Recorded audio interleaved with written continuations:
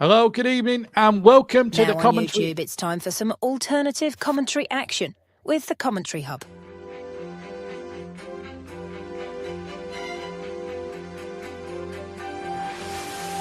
There's headed by Moreno, and it's 2-1 to Arsenal.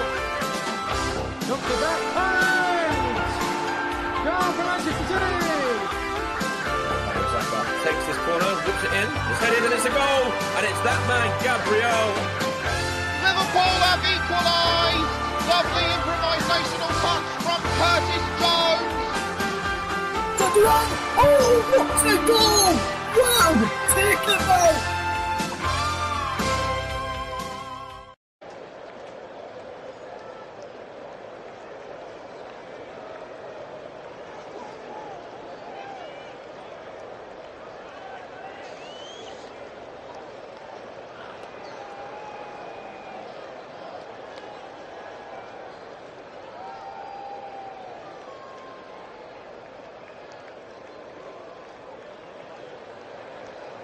JB, I think you're muted.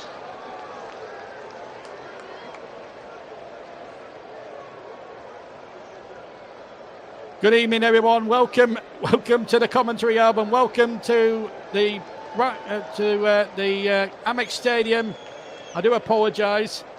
Anyway, JB back with you. Paul James alongside me in the commentary box. He's also producing as well as co-commentating tonight, so he's sorting out the technical stuff for the first few minutes. And anyway, this is the first of 3 live quarterfinals we got for you. The other one, incidentally, in case you've forgotten or you don't know, Crystal Palace won the All-London affair 3-0 this afternoon. And the pick of the goals came from Eze, who got Palace on their way to a 3-0 win. So they're the first team in the hat for the semi-finals. Just the 2 FA Cups between the two of them. Both were won by Nottingham Forest. But you have to go back to 1898 for the first time they won it, and 1959 for the last time they won it. And they beat Luton Town by 2-1. And there is one of the old silver foil cups. And this is what we like about FA Cup Day. When you've got the silver cups in full flow. It's absolutely marvellous. Fireworks, pyrotechnics, you name it, it's all there. Forest coming out in white tracksuits. They're going to be in their traditional colours of red with white shorts. Brighton, of course, need I tell you, are in blue and white stripes, led by former FA Cup winner, of course, Danny Welbeck, having won the cup in his days as an Arsenal player. So both teams will shake hands. And my first job is to run you through the 2 lineups. There'll be a few old puns as well coming back when I read out the officials in a few moments' time after I read out the 2 teams. The big team news really for Nottingham Forest will touch upon as both Fabian Erzina and Nuno Espirito Santo shake hands. What a job he has done. Nottingham Forest on the verge of Champions League football. It's hardly bears thinking about. The 2 teams, starting with Brighton, by Brooklyn in goal, Hinchelwood, Van Hecke, Webston and Estepanian at the back. Balbarera and Arari in midfield. And then it's Minter, Ruta, Nottm and Welbeck up front. On the bench, McGill, Dunk, Wader, Pedro, Adingra, Cashin, Gomez, O'Reilly and Tasker. The substitutes for Forest, it's Matt Sells in goal, Aina, Milinkovic, Morella and Williams at the back. Then it's Danilo and Yates in the anchormen midfield. Dominguez, Gibbs, White and Anderson further forward in midfield. Awoni up front. Miguel, Morato, Sangare, Hudson-Odoi, Toffolo, Moreno, Silva, Aranga and Bowie are amongst the substitutes today. So Bowie is in the side. And if you're wondering why Chris Wood's name's not been mentioned, well, he's not involved because of an hip injury. So the top scorer with 18 is not amongst the 18 for Forest. The referee today is Peter Banks from Merseyside. His 2 assistants are James Mannering, Don't Tell him Pike, and Nick Greenouch. And VAR if required, Andy Medley. The fourth official, incidentally, is Thomas Bramall. I had to get that one out, didn't I? About Mr. Mannering. Don't tell him, Pike. Anyway, there's Danny Welbeck making his 100th start for Brighton this afternoon. Full house here at the Amex Stadium. Brighton, who have knocked out along the way. Nottingham Forest, Morgan Gibbs White, in fact, scored in the game against Brighton last month. 7-0 they won that one.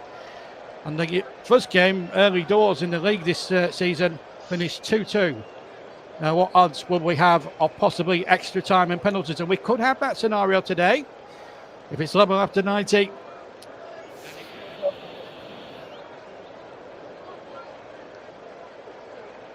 I will remind you, the last previous 2 rounds, away at Exeter and at home to Ipswich, have needed penalties after 2-2 and 1-1 draws respectively, both winning shootouts on each occasion 5-4. Matt Sells was the hero in the last round. They also knocked out Luton in the third round as Forest in the red prepare to get us underway. Peter Banks from Merseyside blows the whistle and we're underway then. The second of the 4 FA Cup quarter-finals up and underway, and Matt Sells in yellow kicks it right-footed towards the left-hand side of the pitch. It's a great atmosphere, and at least we can see that both, you can distinct one team from the other with their traditional colours, but absolutely sure. So a great atmosphere. We'll bring Paul in just a few moments' time when we get a breaking play, but an early 3 kick for Brighton and Hove Albion, which Adam Webster, the number 4, is going to take just inside the area. He goes back to Van Hecker, gets the ball forward. Brighton, who are 7th in the league in the top flight, against Forest, who are in third position, both fighting for European football. And both may have an outside, well, Brighton have a chance of a Champions League football. Forest have got an even greater chance of Champions League football.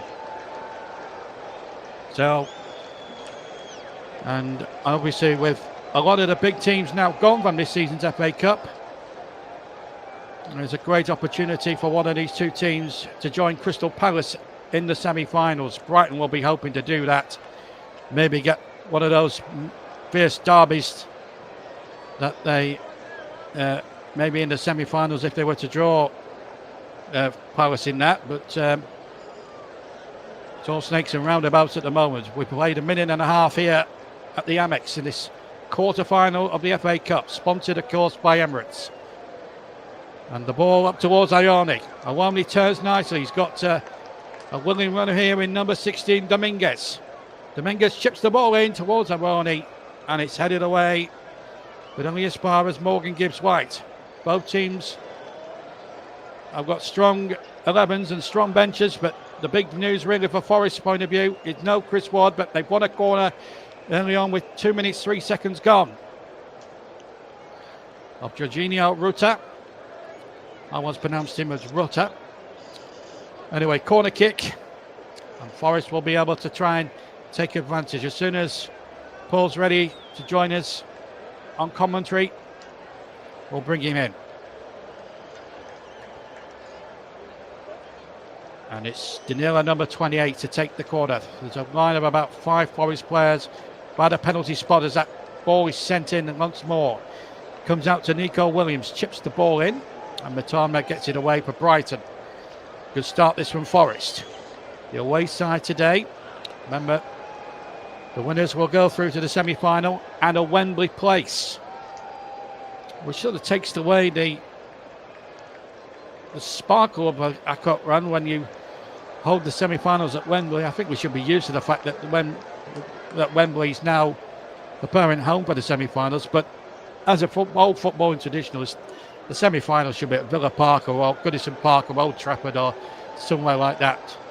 Wembley should be at the very end of the road, not the semi-finals. Headed by Yates on halfway.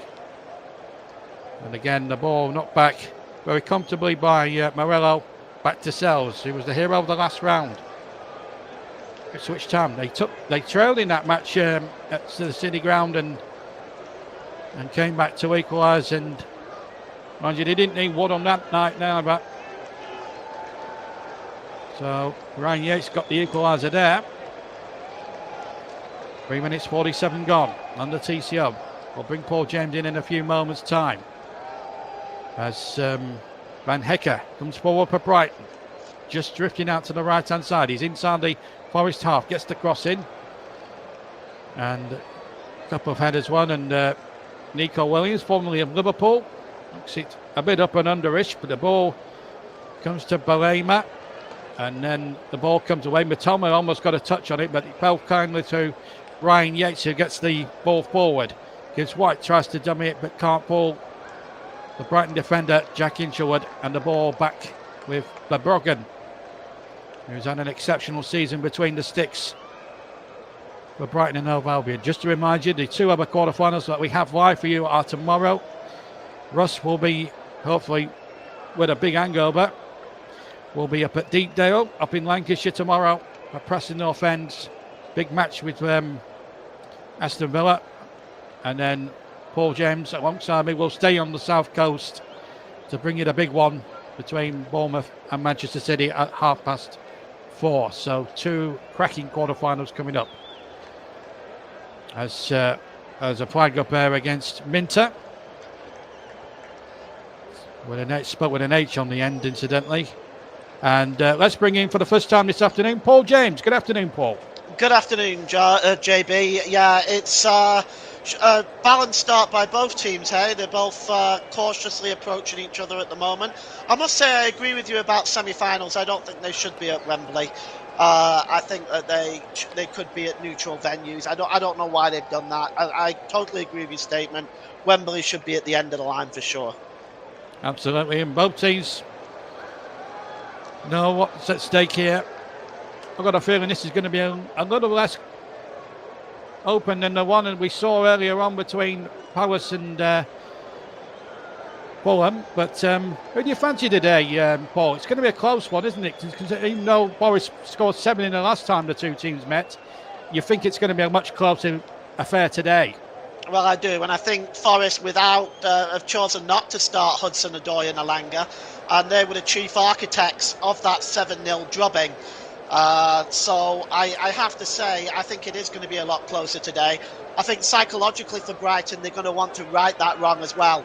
I can't help thinking it's going to be Brighton's day today. Well, you never know in this cup. And I have a sneaky suspicion that Forest might do it again, but they've had a little bit of luck in the previous 2 rounds, especially at Exeter, and they trailed in that one too. Brighton have had a much more straighter forward run if you take into account their results. Norwich away, they won comfortably 4-0. Chelsea came from behind and won 2-1 and did exactly the same against Newcastle after extra time. Danny Welbeck getting the all-important winner in that one.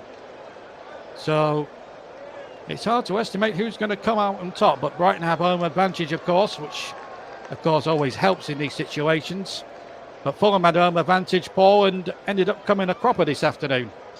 Yes, I didn't see the game, but I must admit I raised an eyebrow when I saw the score. That looked like a very thorough victory for Crystal Palace.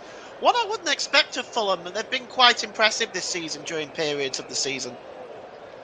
Yeah, but let's just break off for a second because Minter was trying to get Ruta was trying to get in behind. I better not get this pronunciation wrong because in the past I've commentated and then I've called him Rutter rather than Ruta. So there you are. And I hope you were giggling away when I used my old line about James Mannering as well, the linesman. Yeah, so that's a funny one, that, isn't it? I'm a big fan of Dad's Army, so it's always a chuckle to see that name. I've not actually commentated on a game with him as a linesman all season, so when the officials were announced and I knew I was doing this match, I thought, brilliant. I'm going to use that line once again. It was just, because I've been a frustrated commentator waiting for these officials to come out when they get the release and you know what game you're doing and you know who the officials are. When James Mannering's name popped out on the scene sheet, brilliant. I thought, great, I can use that line again. Anyway, let's just concentrate on this cup tie when there's nothing happening, by the way. This is why me and Paul are having a bit of a chat. at the moment because nothing really is happening. But it's early doors yet, Paul, and maybe with both teams knowing what's at stake, maybe they just want to pace themselves a little bit and just try and get for the feel of the game. Yeah, I think you're probably going to find that early doors. Nobody wants to concede an early goal. So I think for the first 15, 20 minutes, you might see both sides just feeling each other out, trying to get a feel for the game, I think. Exactly. But remember, this has got to be decided on the night, either through 90 minutes, extra time, or even possibly penalties. And remember, Forest have won their last 2 penalty shootouts in this competition. Meanwhile, looks like Awoni could be in a little bit of trouble here. It was a foul on Van Hecker, who wants a yellow card from Mr. Banks, who's from Merseyside. Just ticking off there for Awoni. Let's have a look at the challenge again. Was a little bit late, but it was more of a coming together, Paul, than anything else. Yeah, I don't think you should be looking for yellow card. I don't like it when players do that. They start trying to get their fellow professionals booked. Never liked it. It's an underhand thing to do and really shows a display of your own character there that is lacking somewhat. There was not really enough in that to call that a yellow card. It was just a collision between 2 players, and that was it. Late, yes. Yellow card worthy, no. No, I agree with that. And I think it's wrong in the modern... And unfortunately, a lot of the players these days in the modern game don't do that. As the cross comes in, it's gone well over everybody's head, and it's a goal kick for Nottingham Forest. But I can't... I mean, I've been doing FA Cup football for 10 years, Paul, as you know. I've been doing this game for 10 years, commentary, and I can't remember 10 years of commentary. And I think you have to go back for 2008 for it being a very open FA Cup. I mean, you've got 4 teams still left in it, well, 3 teams still left in it, who have never won the thing. So, what an opportunity. Well, it is. It absolutely is. And I would say that they've got a good opportunity now for Forest, Brighton. All have the chance now to claim some silverware. Nuno Espirito Santos has the opportunity now to do something that Brian Clough was not able to do. Exactly, and make history. Corner kick to Forest, who have started reasonably well. Nico Williams making a good dart down the left-hand side, and he looks a good player. But let's just see how this corner will go for Forest. Remember, no Chris Wood. He's the top scorer with 18 this season. Then you've got to go to Elanga, for the next highest with 5. Well, Hudson-Odoi's got 5. And... well, let's just see. Also, Silva's also got 5 as well. Here comes the corner into the penalty area, headed away brilliantly there by Yahari. And then the ball knocked back in. Awoni trying to turn. The referee's already blown for a free kick, I think, to Brighton Albion. I think there was a bit of pushing and shoving, a little bit of shenanigans going on in there. In fact, the flag, was up for an offside. Free kick to Brighton. But... a little side to there for Forest. Yeah, absolutely. I think it's as they come forward now, Nottingham Forest, and they start to break down this Brighton defence. They have been good at home of Brighton, so it's going to make them very difficult to play against. But I have to say that there's Forest do have that sort of psychological advantage, I think, over Brighton right now. So we'll see how this all plays out. Yeah, in the 2 league games, 11 goals between them, but only 2, as I say, have come from Brighton and Hove Albion. But in the FA Cup, anything is possible. Free kick to Forest just over halfway in the Brighton half, while there on Morgan Gibbs-White. And Peter Banks just reluctant, and I think it's the right thing to do at this stage, not to start booking players at this point. It's an FA Cup game. There's so much at stake. And I think the referee doing the right thing at the moment. But a 3 kick to Forest, just about maybe 6 yards inside the Brighton half, just to the right of the centre circle as we look towards the Forest right. It's going to be, I think it's going to be Morello to send it in with his left foot. Hoists it high, but it's flicked on there by Milinkovic, and then the ball comes nicely here for number 28. Danilo takes on his man down the left-hand side. Danilo digs out across, and again the Brighton defence did terrifically well. Then Gibbs-White lays the ball in, goes into no man's land, and behind for a goal kick. It's not really been I mean, considering that we've had 11 goals in the 2 league games between these two sides, it hasn't started off as well as we would have hoped. As we look at, I think that's Tony Bloom there, the chairman of Brighton. And what a job he's done getting them to this new stadium, which is one of the most impressive grounds in the country. And I have to say, the work they've done at Brighton, remember, 15 years ago, they were languishing in the bottom 2 divisions of the Football League. So the job that Tony Bloom and his troops have done to get them into the top half of the Premier League for starters, and then to get to a semi-final, certainly a couple of years ago with the FA Cup, has certainly been a tremendous achievement. And how they'd love to cap it off with a cup victory this season. But Forest are on top at the moment, just shading it a little bit. They're having more of the play, and I've had that one little half chance. But given away to Welbeck. No foul on Danny Welbeck. Did look a little trip on him, I must admit. Here's Ryan Yates, ball on the far side of the field at the moment. Forest on down the Forest right-hand side. Coming up to a quarter of an hour played in the second FA Cup quarter-final. Has to be decided on the day. Crystal Palace, the first team already through, having swept aside Fulham by 3 goals to nil in one of the most open cup quarter-finals I think I've seen for many a long time. And we'll bring you up to date with all what's been going on in the Football League today, because we've had some significant developments in the Championship, certainly at the top end of the Championship. As the ball is sent in towards Awoni for Nottingham Forest. He's got Danilo waiting in the penalty area. But it's patient stuff here from Nottingham Forest in the red shirts. Ball knocked in now. Awoni will get in their first shoot across the goal. And it might come to Nico Williams, who just took too long to control. And a brilliant save and all that by Bart Verbruggen. And the first big chance, Paul James, came to Taiwo Awoni, and Verbruggen was up to the challenge. Yes, indeed he was. Awoni wide awake there, gets onto the end of that very, very quickly. And it's a beautiful kick save from Bart Verbruggen to keep Brighton level. Good play though by Taiwo Awoni. He's so dangerous in those positions. Yeah, and I think I remember him pulling off a save similar to that against Burnley last season in that 1-1 draw. He's a very good goalkeeper, very unorthodox sort of save, as you say, but Forest have had the first big opportunity of the game. Just remember Preston North End against Aston Villa. That's tomorrow with Russ, and then Paul will be on main comms tomorrow. Our Sunday afternoon king.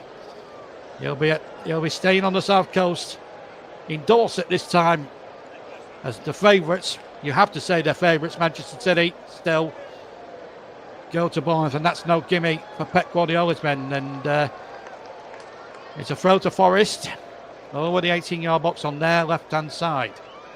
Near side as we look. And you consider where these two sides have been languishing in the Football League for so many years, and now you're seeing them right at the top 7 or 8 of English football. It's a testament to both Nottingham Forest and to Brighton of how well they've come in a short space of time. Williams with a long throw, headed away quite easily by the Brighton defenders. Now Elliot Anderson. And here's Nico Williams. Ball has been given away, and a chance now for Brighton to knock it away by Baal Bema, and that's a searching ball and headed away by Milenkovic for Brighton throwing this time in line with the 18-yard box of Nottingham Forest. And it's going to be Inchelwood, who started on the left, has gone to the right now.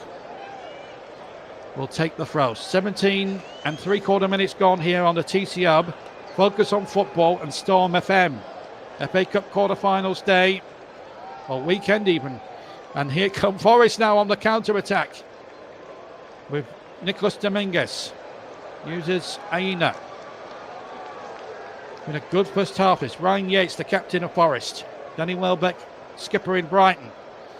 Yes, Elliot Anderson, who's beloved Newcastle, are actually having a trophy parade for the EFL Cup they won a week last Sunday. And what brilliant commentary from Paul James alongside me. That was one of the greatest commentaries I think we've had this season from a TCO commentator. I'll bring Paul in on that in a minute, but here's a chance now for Morgan Gibbs Wright. Tries to gut the ball across, and it's behind for a corner. And Forest here looking for a handball, maybe by Jack Inchel. Well, we do have VAR in operation, and we do, incidentally, folks, have semi-automated offsides. And Gibbs White making a terrific dart there. It would have been very harsh to have given that against Jack Inchel, I must admit. Yeah, it's again. I think the referee Peter Banks has kind of let the game flow so far. He's not got excited and showed any yellow cards, so fair play to him. That's what we need in an FA Cup tie, especially a quarter-final tie like this. Yeah, and Forest have actually scored 8 goals from corners this season. There's a graphic that's just come up on my screen from the television. That Forest have scored 8 goals from corners. Now, what's Peter Banks doing?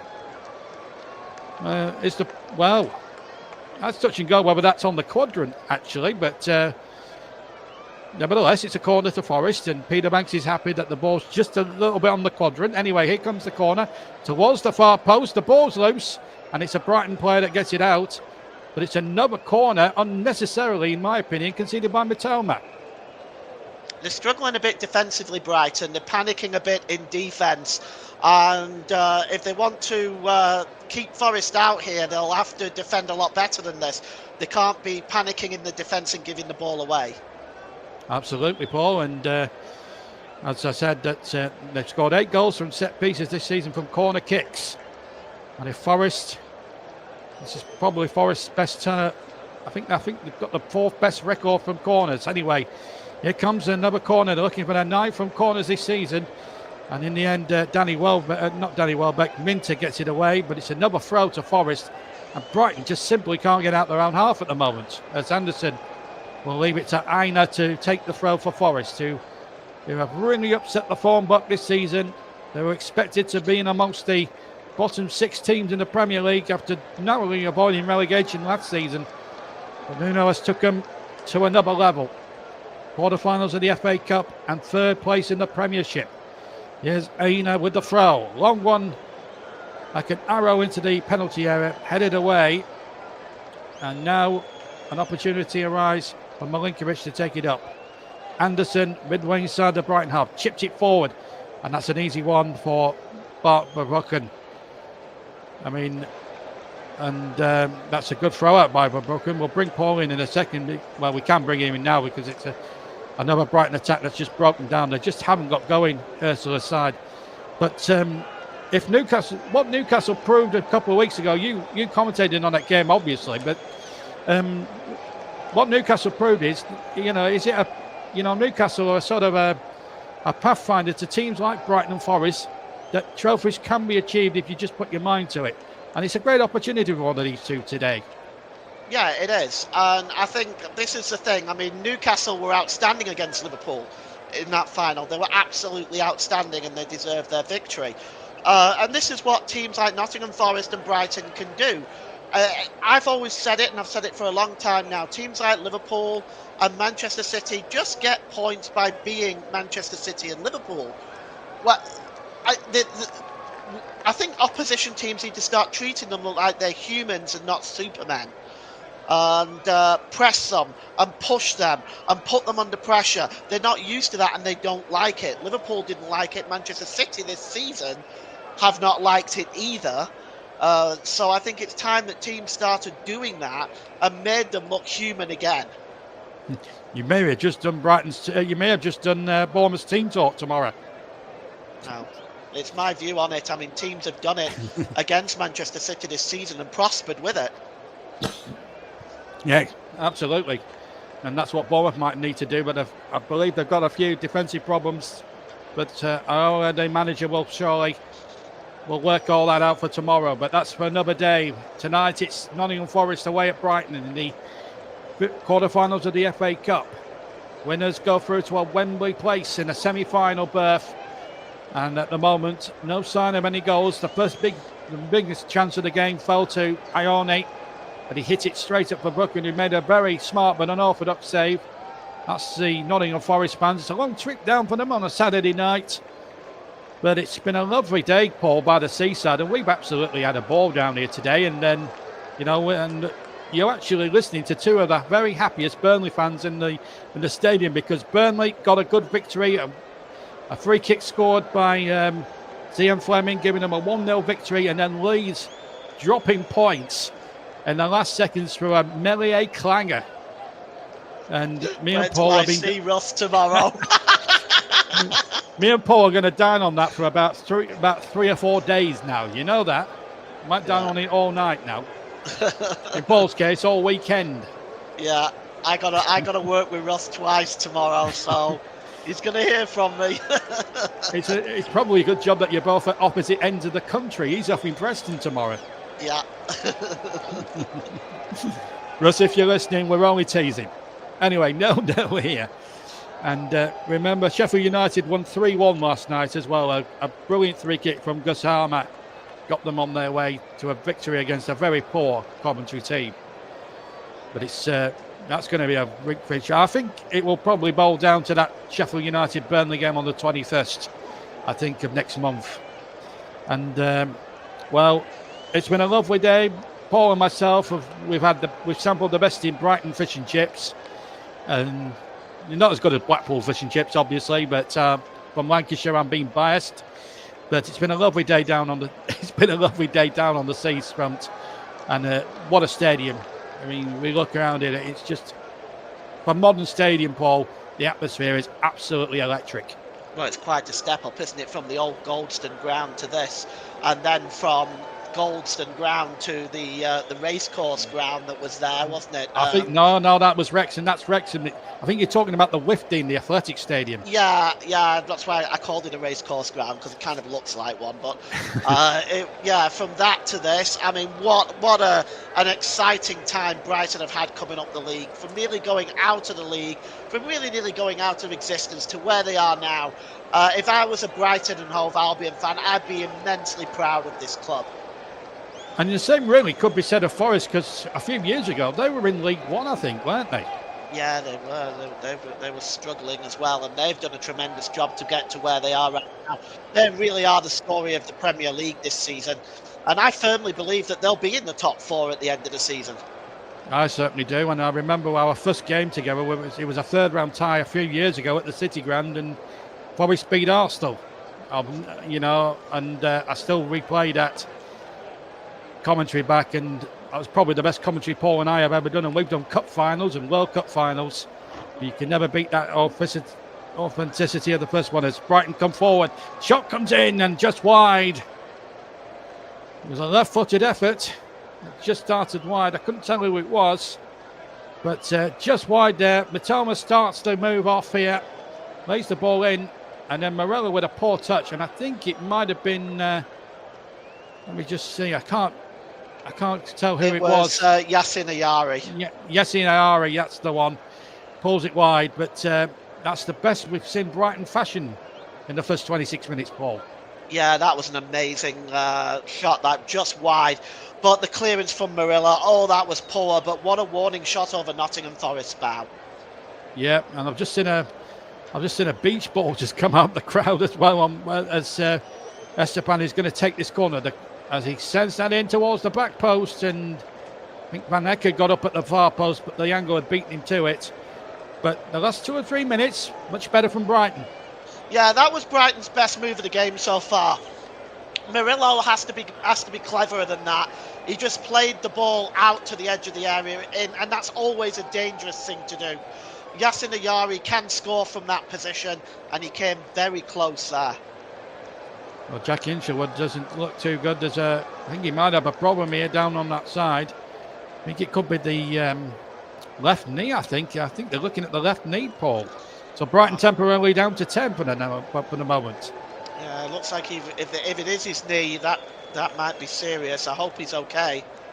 Bandaging it up now. Yeah, let's hope he's all right. And we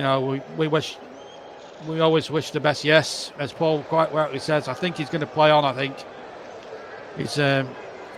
his family, of course, steeped in Brighton history. Martin Hinshelwood, of course, his dad, who actually managed Brighton for a spell. So the Hinshelwood family have got very good connections with the club. 28 minutes gone. Both sides have had possibly a good opening apiece. But Nothing really much to write home about. Not been as open as the one game that was played earlier today. And if you just joined us late, to remind you that Crystal Palace are already through to the semi-finals.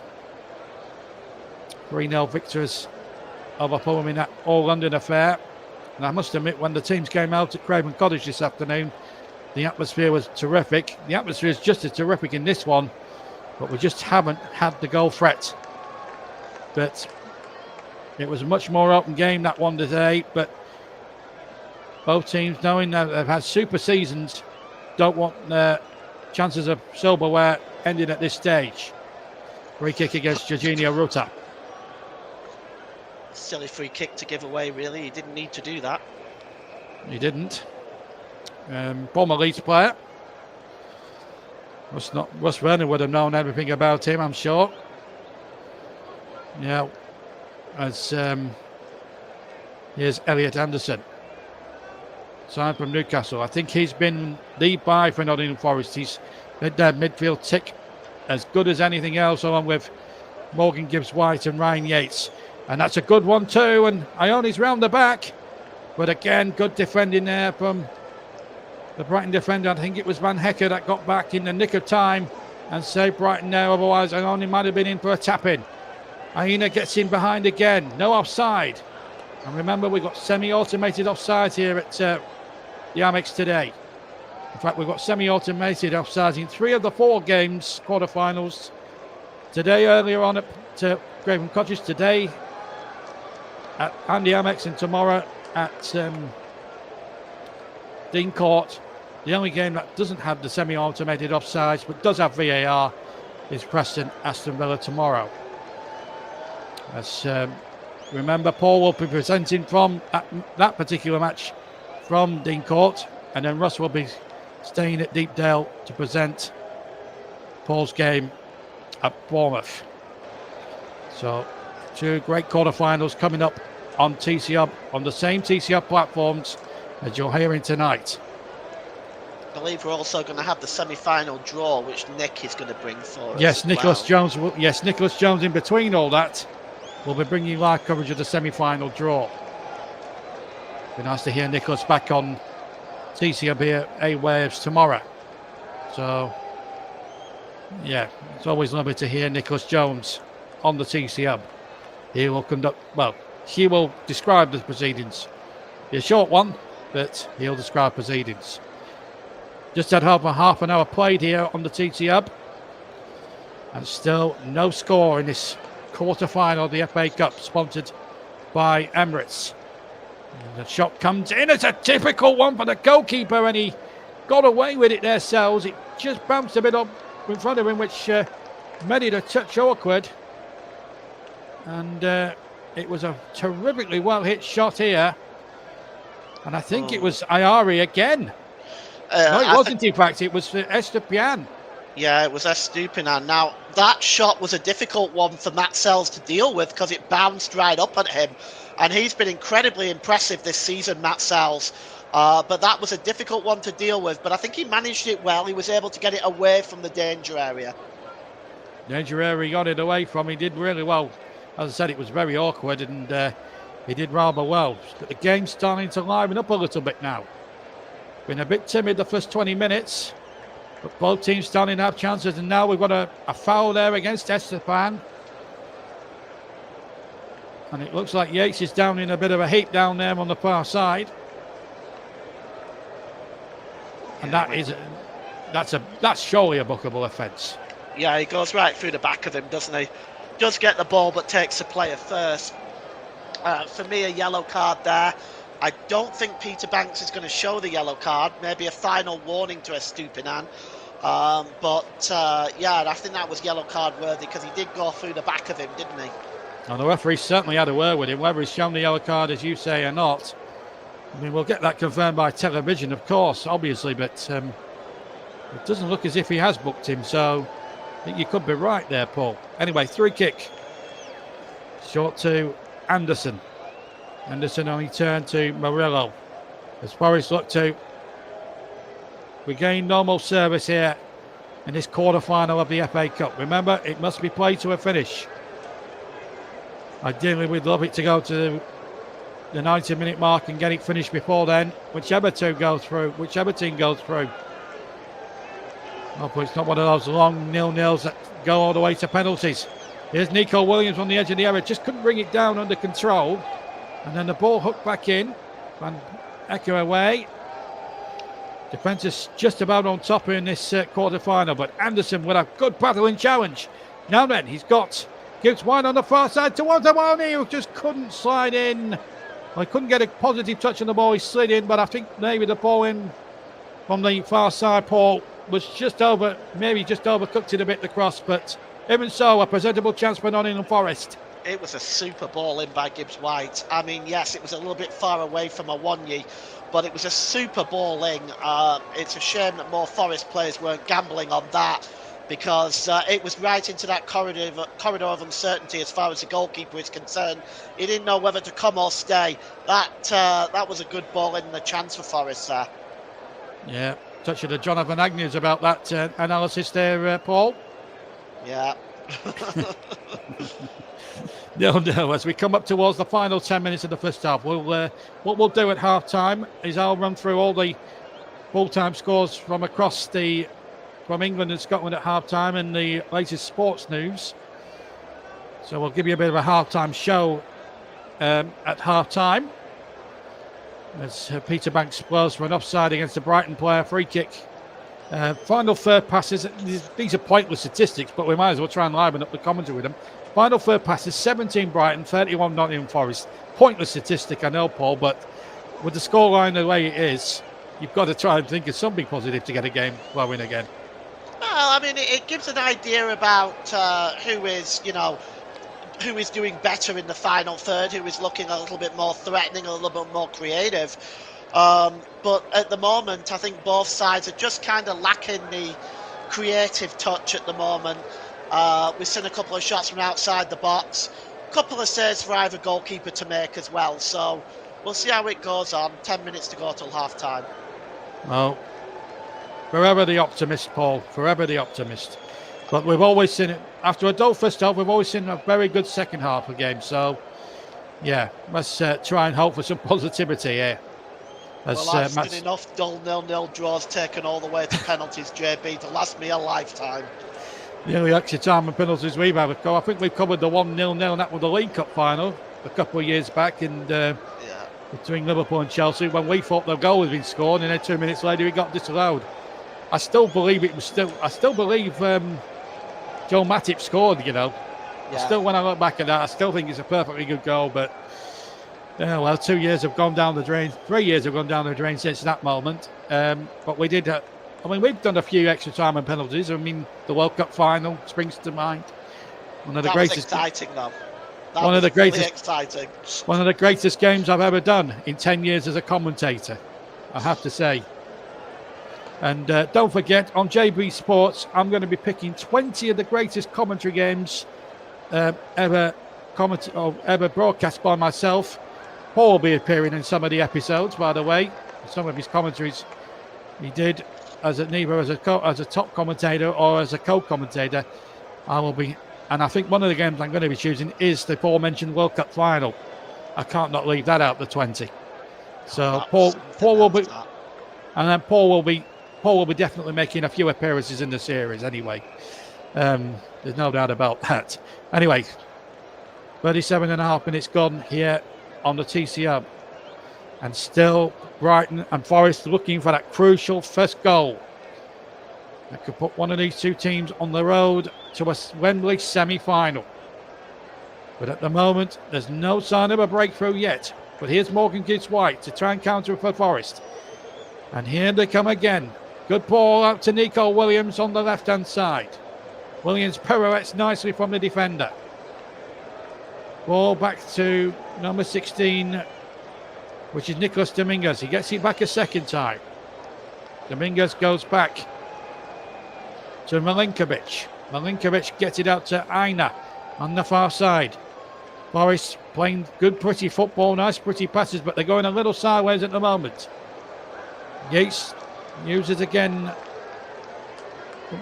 ball again. Anderson trying to get the loose ball, but loses, but the ball has been lost, and it's Brighton now with Hinchelwood.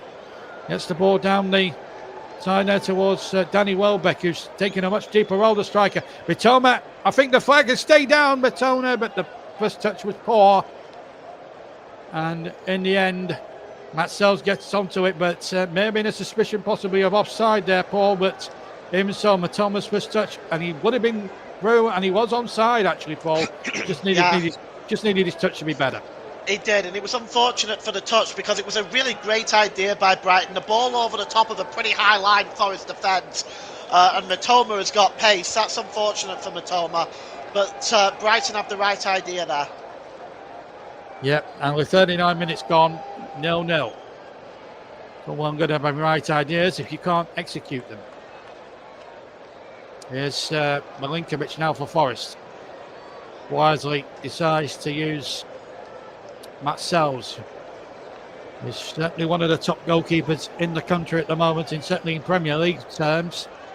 His penalty saving record, as he proved at Ipswich in the fifth round, was very, very crucial indeed. He saved a decisive penalty which took Forest into this last eight.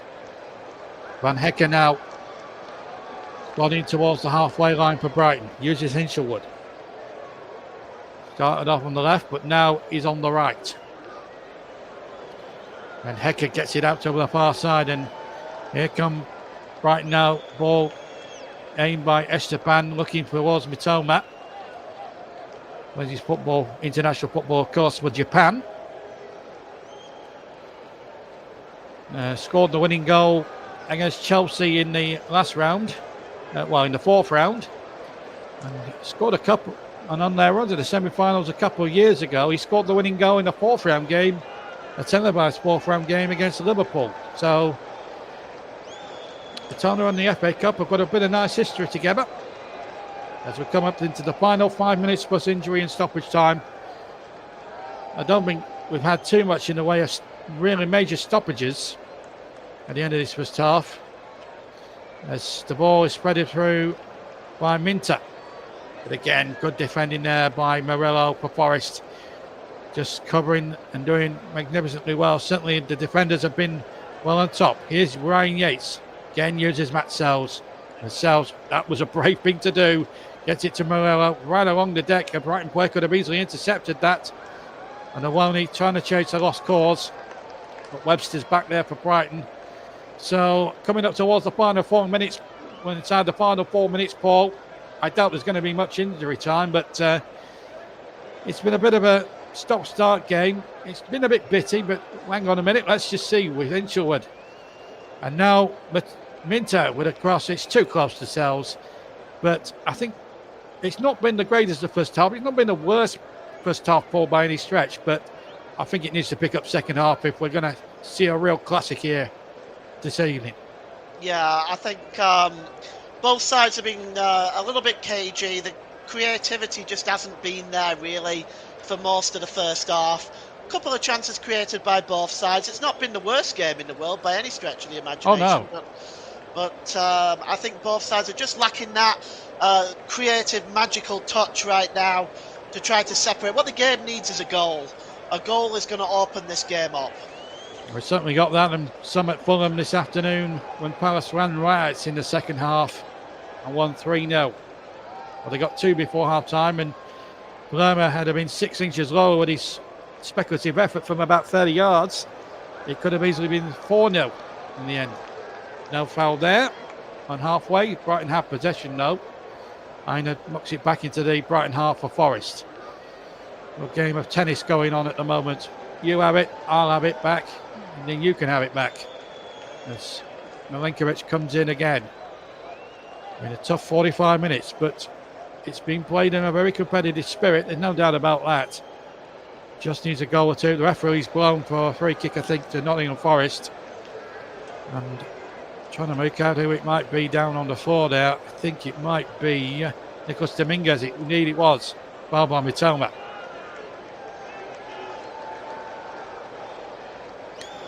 Free kick, nothing more, nothing less. Referee has been reluctant to show cards, and that's good for the game, really, because at least then the players know they can try and be a little bit more, express themselves a bit more. The referee trying to let the game flow as well. Peter Banks has not had a bad game, really.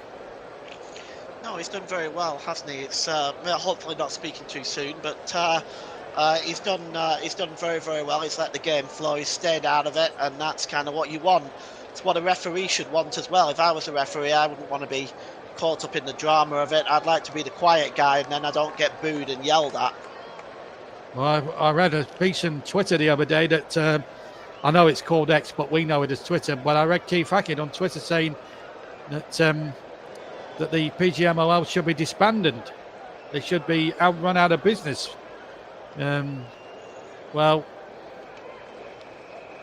I can't really say too much about the PGMOL, really. I've been very outspoken about that on Twitter, about that particular organisation on Twitter. But what I will say is there are one or two good referees in the refereeing fraternity. And I just hope Peter Banks doesn't make it all about him like some other referees would do. Anyway, here's Nottm, far side of the penalty area for Brighton. Whips across into the penalty area. Anderson got it out. The shot comes in and just wide. My goodness me, I think that hit the stanchion from Balbarera. Yeah, it looks like it caught a camera behind the goal as well. Inexpensive replacement. Oh, look at that. Off goes the lens. Yes, and we're just into 100 minutes. Let's have a look at that on replay. He's hit this terrifically well. Bang, there we go. Well, whoever's camera that is, I think Balway owes you about $3,000. Anyway, we've got about 30 seconds of 1 minute of time to be added on to play. It's Matt Sells with the kick. Both goalkeepers, both Brooken and Sells, look like they're going to be heading to half-time with a clean sheet between them, or a clean sheet each between them. Free kick to Forest midway inside the Brighton half of the field. So we're going to have this set piece, and then I think Peter Banks might just call it a day for now, for at least 15 minutes. We've played the 1 minute, so just this set piece, and then I think that'll be that. If there's going to be a goal now, it's going to come from the Forest end. Morelos sends it into the danger zone. Up go the heads, and it's a Forest one that met it. Offside it would have been. And a goal kicking. In fact, Peter Banks has blown for half-time then. And at half-time, it's goalless. But the best chance, Paul, fell to Awoni, and he hit it straight at from Brooken's legs. But yeah. It's been a little bit stop-start in the way that the flow of the game's been. But I think both teams have a responsibility maybe in the second half to up it a bit. Yeah, I think we need to see both. Like I said, I think the game really needs a goal. It was the kick save by Verbruggen was a superb save.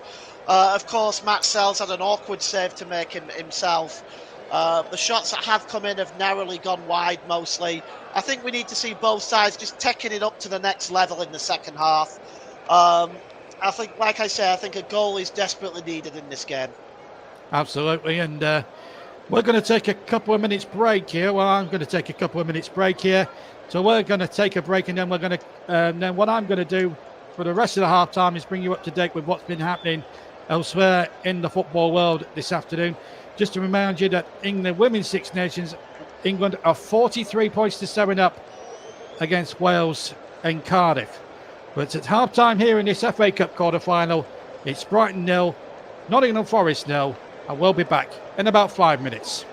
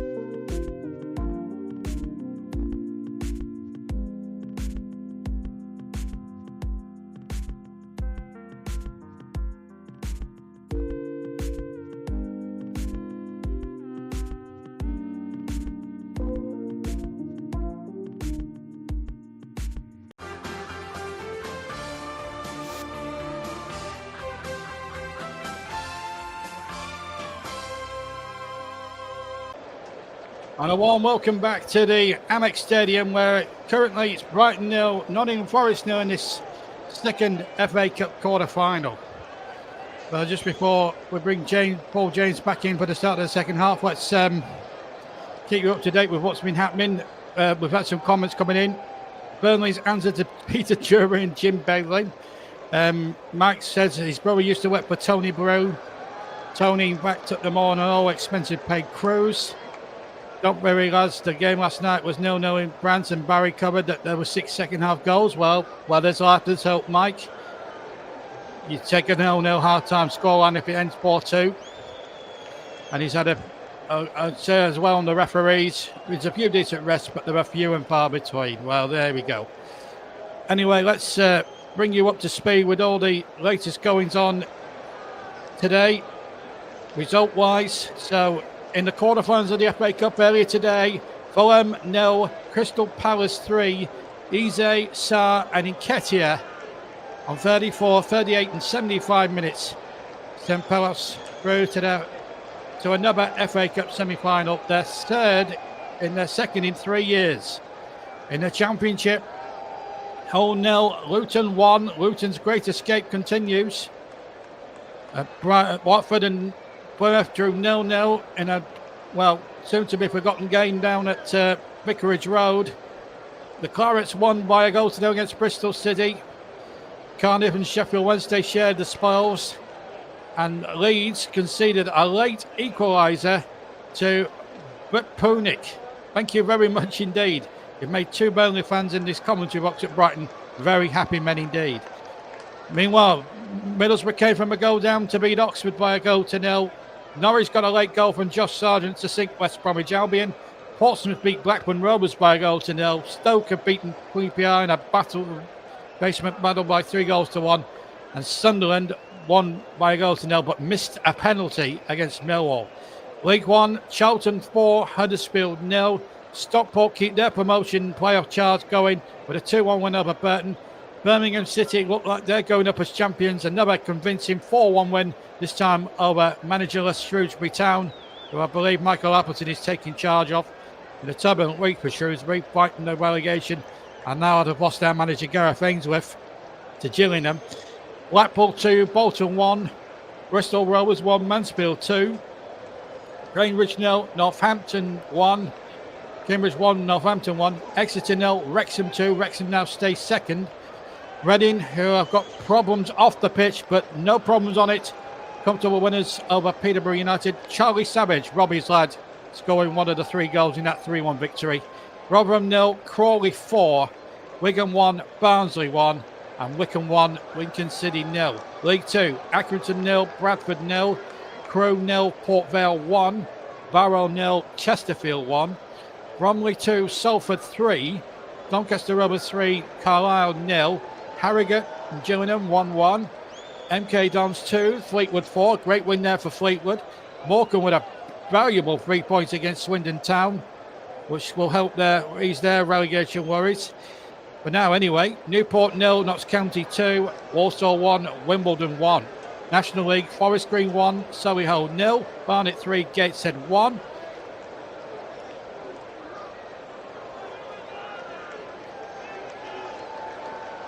Barnet 3, Gateshead 1. Boston 2, Sutton United 1. Dagenham and Redbridge 1, Maidenhead 0. Edswick 2, Altrincham 2. Halifax 0, Robber, Hartlepool 1. Rochdale 4, Aldershot 0. Tamworth 2, Eastleigh 0. Woking 2, Braintree 1. Yeovil 1, Fylde 0. York City 3, Wealdstone 0. And Southend are currently leading Oldham Athletic in the late game by a goal to 0. That's in the National League. Now to the Scottish Premiership. Aberdeen 4, Motherwell 1. That's a result. Celtic 3, Hearts 0. Looks like Celtic are going to be champions now when I revealed all the other scores. Hibernian 3, St Johnstone 0. St Mirren 5, Kilmarnock 1. And a great result for Dundee, who are currently leading Rangers at the moment by 2 goals to 1. They're just into stoppage time at the end of the first half. Not good news for Rangers or for Barry Ferguson, who had a great win at Celtic the other week. Scottish Championship, Ayr 3, Dunfermline Athletic 0, Greenock Morton 0, Partick Thistle 1, and Hamilton Academy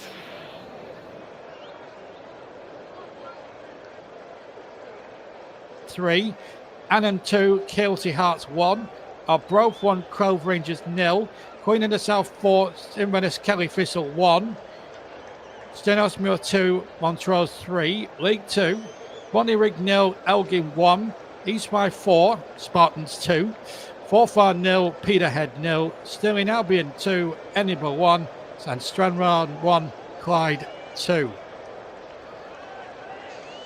And in the Welsh Premier League, Bala 0, Cardiff 0, MU 0 rather, Haverfordwest 1, Carnarvon 1, and Pennybont 1, the New Saints 0. La Liga, some full-time scores. Real Sociedad 2, Valladolid 1, Espanyol 1, Atletico Madrid 1, so Simeone's side held there. Latest score, Alaves 0, Rayo Vallecano 1, and Real Madrid Legend at 8 o'clock. Bundesliga, Bayern Munich 3, St. Pauli 2, Mönchengladbach 1, Leipzig 0, Offenheim 1, Augsburg 1, Kyle 0, Werder Bremen 3, Wolfsburg 0, Heidenheim 1. That's a full time. And one game in progress. Eintracht Frankfurt 0, Stuttgart 0. Serie A, these two scores are full timers. Como 1, Empoli 1, and Venezia 0, Bologna 1. In the second half, Juventus and Genoa, they're currently in the second half. Juventus leading that game by a goal to 0. Yildiz with a goal on 25 minutes, and Lecce against Roma is a 7:45 kickoff. So both teams are back out for the second half. I can't see any changes made by either two sides. And Paul James is back alongside me now. Paul, 0-0. What do you expect in the second half? Well, I'd like to see both sides being a little bit more adventurous. I'd like to see an early goal. I'd like to see a goal. I think a goal is going to change a few things. What I am seeing over there is Callum Hudson-Odoi. I think I'd like to see him and Alanga in the second half for Nottingham Forest, and that should be interesting to see how the Brighton defence handle that. So it should be interesting. Let's hope for a better second half. Yeah, let's hope for a better second half. You never know what's in store as Brighton get us underway in those blue and white stripes. And attacking the goal to my right now. Forest, of course, need I tell you, are in red. So 0-0, but it's not what I want to try, and let me assure you of that. It's in a decent game. It just needs a goal to learn the blue touch paper. We're absolutely sure. I think Alongi could definitely benefit from Hudson-Odoi and Alanga in this game, to be honest. Yeah, absolutely. Let me reacquaint you with the two teams. We've got a moment. Verrucken in goal for Brighton. They've got a back four of Inshelwood, Van Hecker, Webster and Estepan. And here come Brighton, in fact, with Anari, one of the two anchormen with Balvena. And, of course, Ruta, Mitoma and Minter and Welbeck up front. We'll bring you the Nottingham Forest 11 for the second half as soon as we see this Brighton corner out. Because Brighton have got a corner. A minute into the second half. 0-0.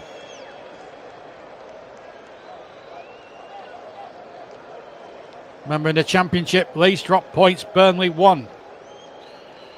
So the top three separated in that league by 2 points. No Premier League games on until Tuesday night. Here comes the corner from the near side into the near post. And away only as far as Mitoma. Comes out again to number 26, Yari, who took the original corner, and the shot came in from the angle from Jorginho Ruta, and I think it cleared Matzel's crossbar. May have shaved the crossbar. It was to the left of goal as he struck it. And in fact, was he offside as that ball was played? No, he wasn't. That's a very presentable opportunity, pirouetted, and I think that might have shaved the crossbar, Paul James. Yeah, it was onside. It was brilliant move. He just turned the defender there beautifully. And he was very, very unlucky. Just clipped the top of the crossbar as it was going over. Not sure Matt Sells would have got there. I don't think so. It was a superb effort. And Brighton's best move in the entire game so far. Yeah, let me reacquaint you with the Forest sign-ups. Unchanged from the first half. It's Sells in goal, Aina, Minkovic, Barella and Williams across the back. Danilo and Yates, the two anchor men. And then further forward, you've got Dominguez, Gibbs White and Anderson in the midfield. And then Amoni, who missed the best chance of the first half, up front. So no substitutes at half-time. That we can confirm. But Brighton have missed a glorious opportunity right at the start for Ruta. And he does like it pronounced Ruta as opposed to Rutter. 0-0. Just a reminder, the referee's Peter Banks from Merseyside.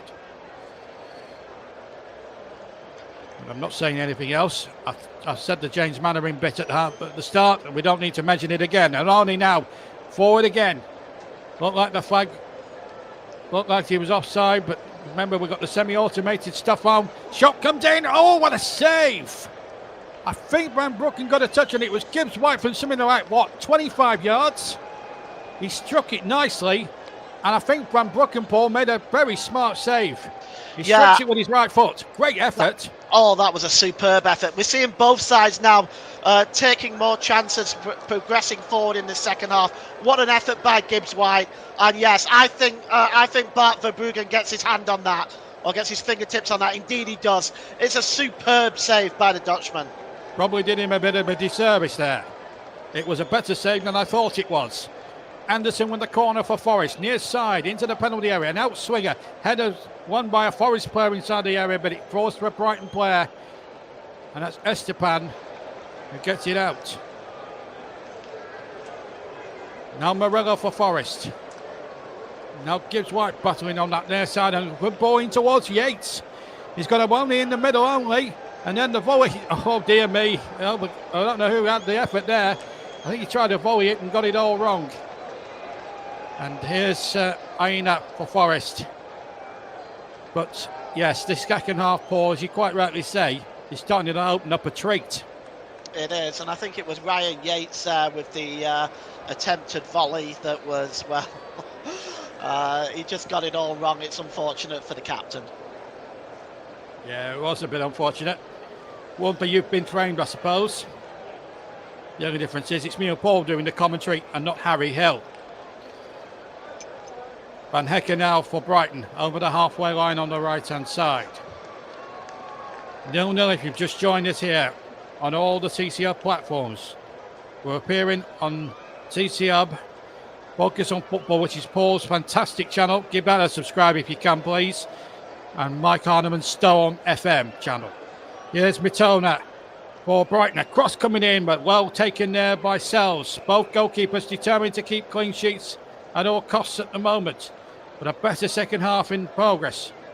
And that's a credit to both sides. I think both managers, both Ursula and Santo, will have had strong words from their attack-minded players at half-time. It seems to be doing the trick, Paul.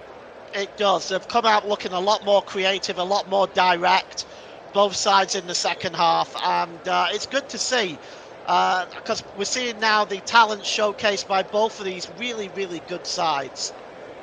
Very good talent, and you see why now you can see better in this second half why Brighton are lying 7th and Forest are lying in 3rd. There are no fly-by-nights, these two sides, let me tell you. 6 minutes gone in the second half, 0-0. But a better start to the game, a better start to the second half than it was the first. Very timid start to the first, but a much more open second half. As Williams battles with it with Minter and gets the decision against the Brighton player. And Nico Williams has hurt himself in that little tussle with Minter.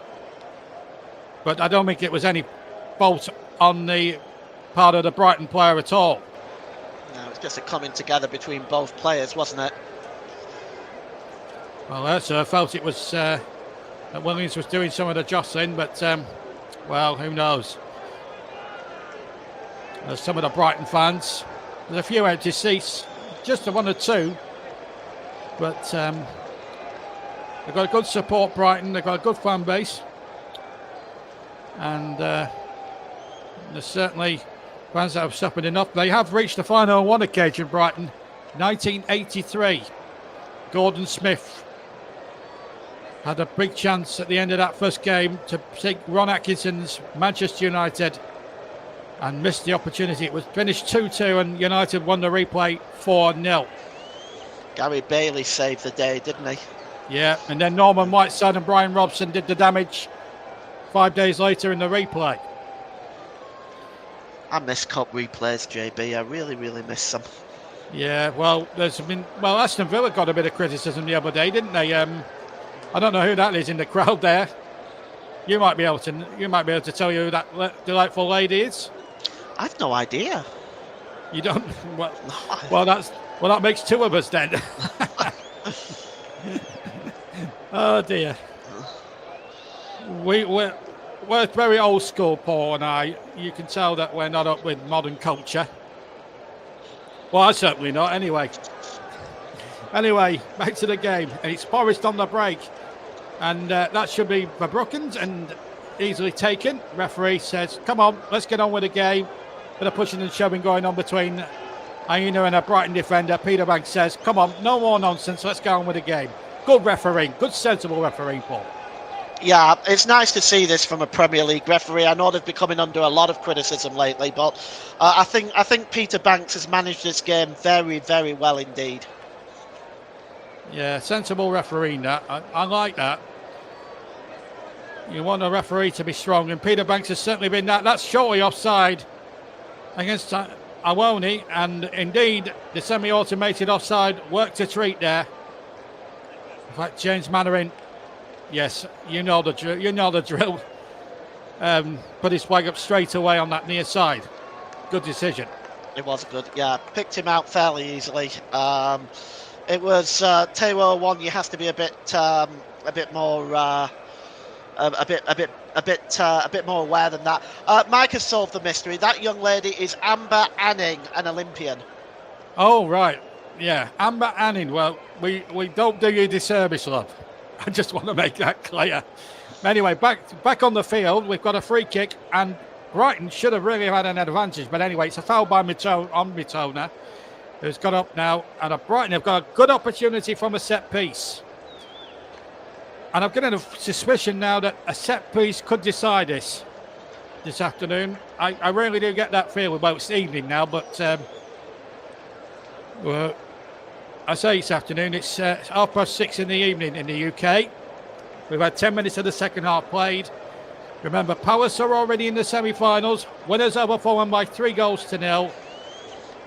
Who's going to join them in that semi-final draw tomorrow afternoon with Nicholas Jones? We'll let you know. Here comes the ball. Van Hecke goes up. And it came off a defender. It will be a Brighton corner. Van Hecke got up there. And Yates, the captain, saves Forest for the moment anyway. It's a good ball in. Ryan Yates doing very, very well there. Just closing that out. And really good piece of defending by the skipper there. Made it very difficult for Van Hecke. And Esteban is going to take the corner. From the far side. Again, Van Hecke's up there. Inshelwood's in there. Welbeck's in there. Corner comes in from the far side. The right-hand side towards the near post. Oh, McKelney heads and it went wide. Inshelwood with the touch. Could have gone anywhere, Paul. Oh, that left Matt Sells standing. And, well, I think it's Ryan Yates down there on his backside starting off a post-mortem as to what happened there. The header was a free header, and look at this. Yeah, he just cut right ahead of Murillo, I think it was, and got his header and diverted it wide. That's a chance, JB.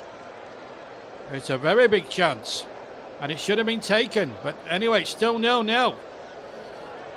But a much better second half than everyone expected. After a timid first 45 minutes where we saw maybe two clear-cut opportunities, we've had about 4 or 5 already, and it looks as if maybe we're seeing Callum Hudson-Odoi and possibly another, and maybe Anthony Elanga, Paul. Yeah, it is Anthony Elanga and Callum Hudson-Odoi, and I'm actually glad Forest are doing that because I think that will add some real pace into the game. Well, I thought for a moment I was going to interrupt you, Paul, because it looked as if Minter were going to get in on the far side, but Williams stopped him there in the nick of time. Brighton still have possession. They've started a better of the second half out the two teams, Brighton.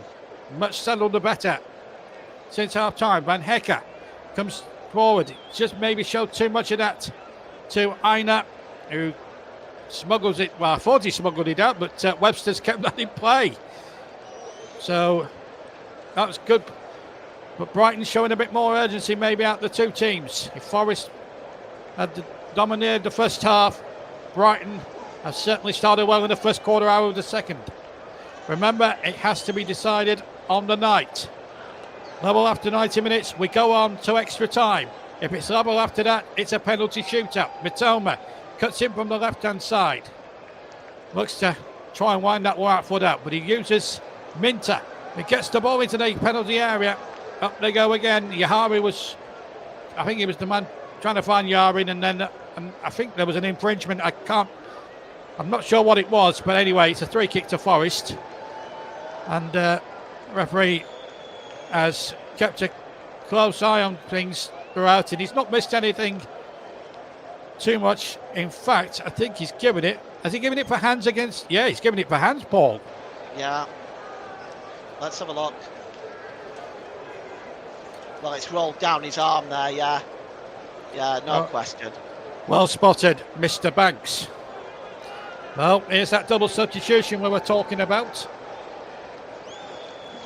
It's quite a mild evening here on the south coast, despite the sea breeze coming in off the coast here. I hope I get something similar tomorrow. Don't forget, ladies and gents, if you're living in the UK, we are in British summertime tomorrow, so the clocks go forward. You lose an hour of sleep, I'm afraid, which is bad for me because I'm doing my day job tomorrow, and I've got to be up right at the crack of dawn. Oh, that is bad for you, isn't it? Yeah, and I've also got to travel up as well. Goodness So, me. yeah. Anyway, whilst the players are having a break, let me remind you what we've got coming up. This is not the only FA Cup quarter-final that we've got for you on the TCM this weekend. Tomorrow, we've got a double header. Join with Paul and Russ going to be presenting and commentating on games respectively in the final two quarter-finals. Tomorrow, up in Lancashire, it's going to be Russ Vernon commentating on that Preston North End Aston Villa game. Villa, you have to say, one of the favourites. Watch them destroy Cardiff 2-0 in the last round and look good value for their victory. They go to Preston North End in that third quarter-final. And then Paul stays on the south coast for the final quarter-final. And the favourites, Manchester City, they're up against Bournemouth at Dean Court. That's a 4:30 kickoff, incidentally, tomorrow afternoon. As Anroni goes off and Anthony Elanga comes on, and Danilo has been replaced by Callum Hudson-Odoi. Thoughts, Paul?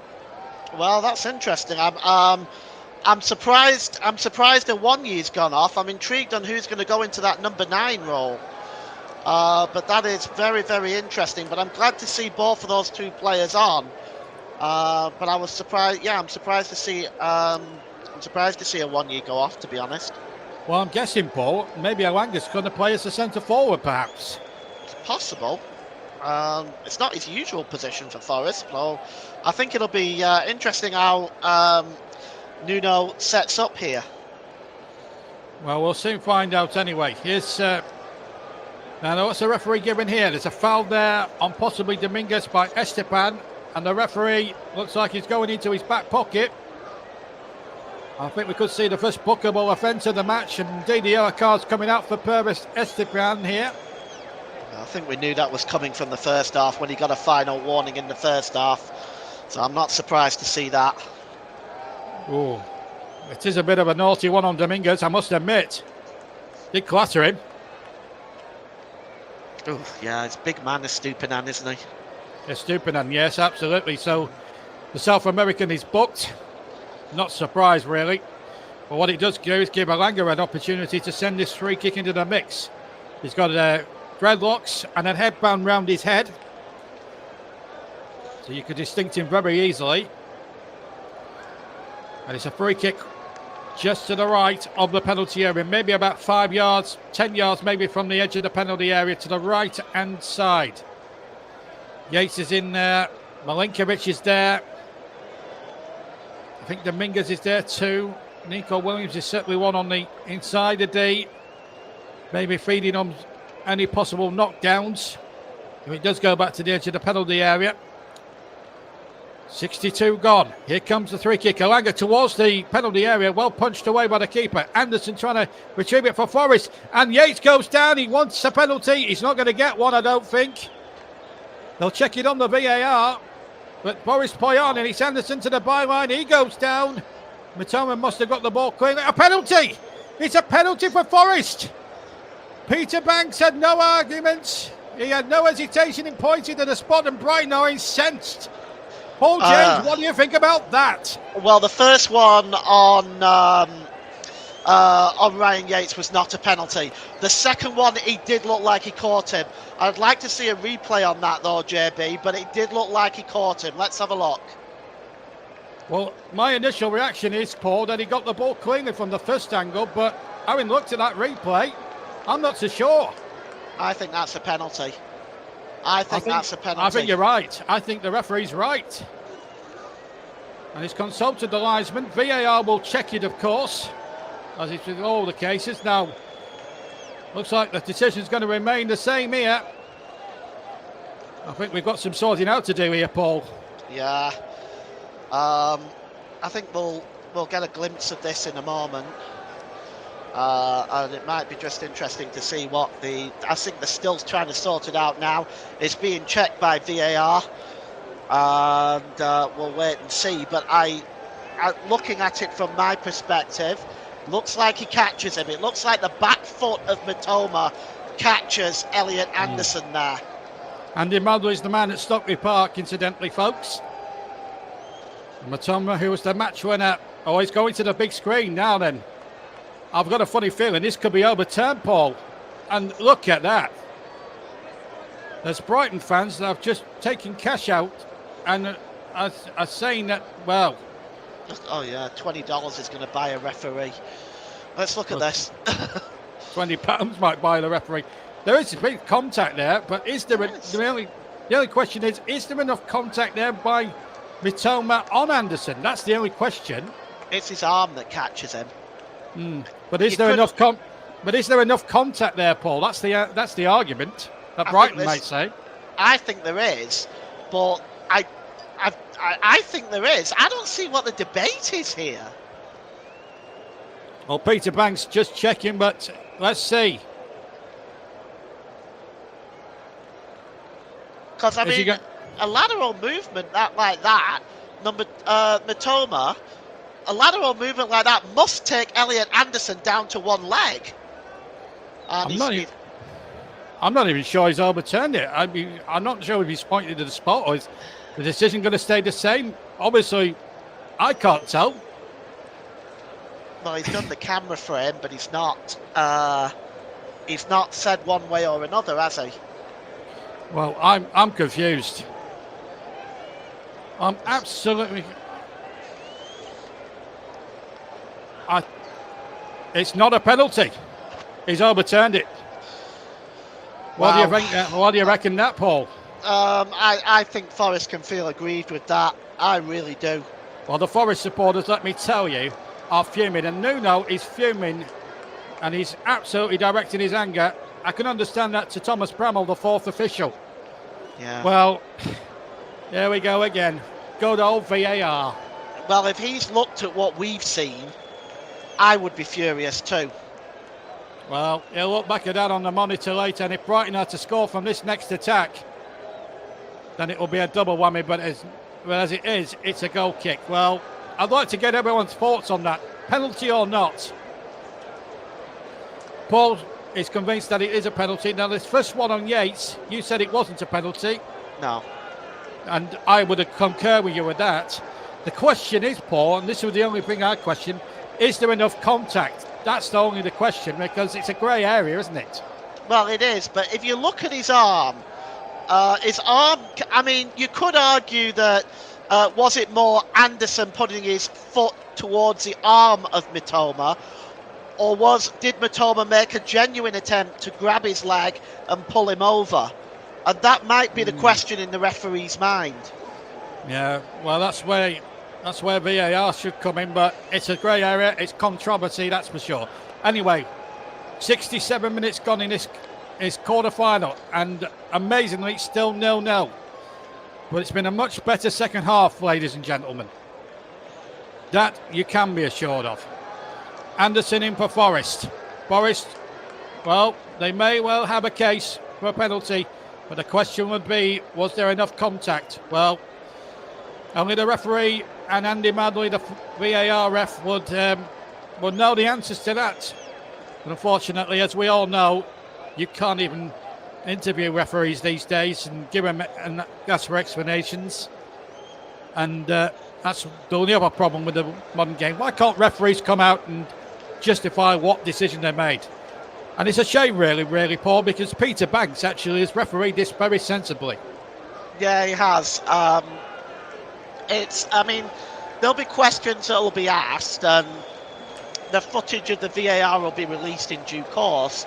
I can only assume that they think that the contact is completely accidental, that he made no attempt to go for the ball or go for the player, that it's just his arm is outstretched, and I can only think that they think that Elliot Anderson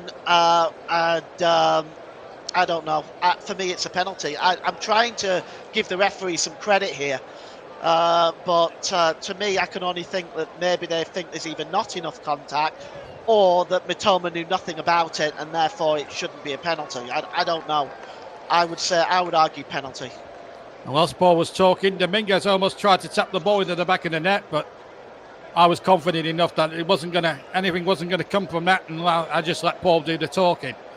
Meanwhile, Estepan, who's the only man who's been booked in this game, comes forward for Brighton, who have got away with one. Or you could argue have got away with one. Ball out to Minter on the far side. Minter chips that in. Aina gets it away. Oh, that was a dangerous header. And it comes back to Minter, who gets the better of Williams for now. Minter turned away from Williams. He certainly got the better of him. But not the second Forest player, who wins a very cheap free kick. I think that's a bit harsh against Minter, but it's a free kick to Forest. And Anderson does the professional thing and draws a foul from Minter, free kick to Forest. We've played 70 minutes, 20 to go. And, we've had more incidents in the first 25 minutes of this second half than we had in the whole of the 45 minutes of the first. But still, we await the first goal. Dominguez chips it forward. And Alanga can't be found that time. Well, if I could give you a fiver, where would your money go on now? Who's going to win this game? I think Forest have created the better chances in the second half, but it's very, very close. I think a draw at the moment is probably the right scoreline. Well, let's hope we can get a go in the last 20 minutes. Well, Danny Welbeck has had a quiet game by his standards. The match winner in the last round gives up the captaincy. Mitoma, who'll be the most relief man in the Amex Stadium, he's coming off as well. He was the match winner in the fourth round against Chelsea. So João Pedro, the top scorer with 8 goals, well, joint top scorer with 8 goals, and Adringa, who's got 5 goals this season in all comps. I know, well, both teams have made 2 substitutions each. Remember, they can use 5 at any one time. And let's not forget, they can use a 6th one should it go to extra time, folks.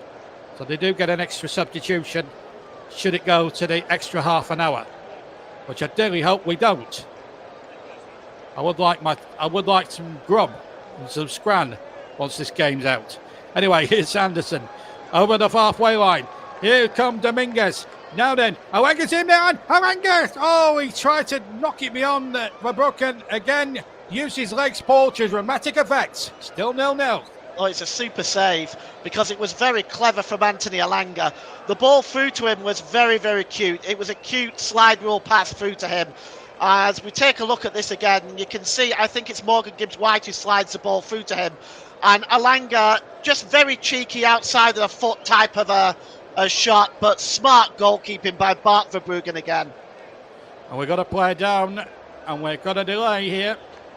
I can't tell who it is. Number 24, I think, for Brighton. Is it 24?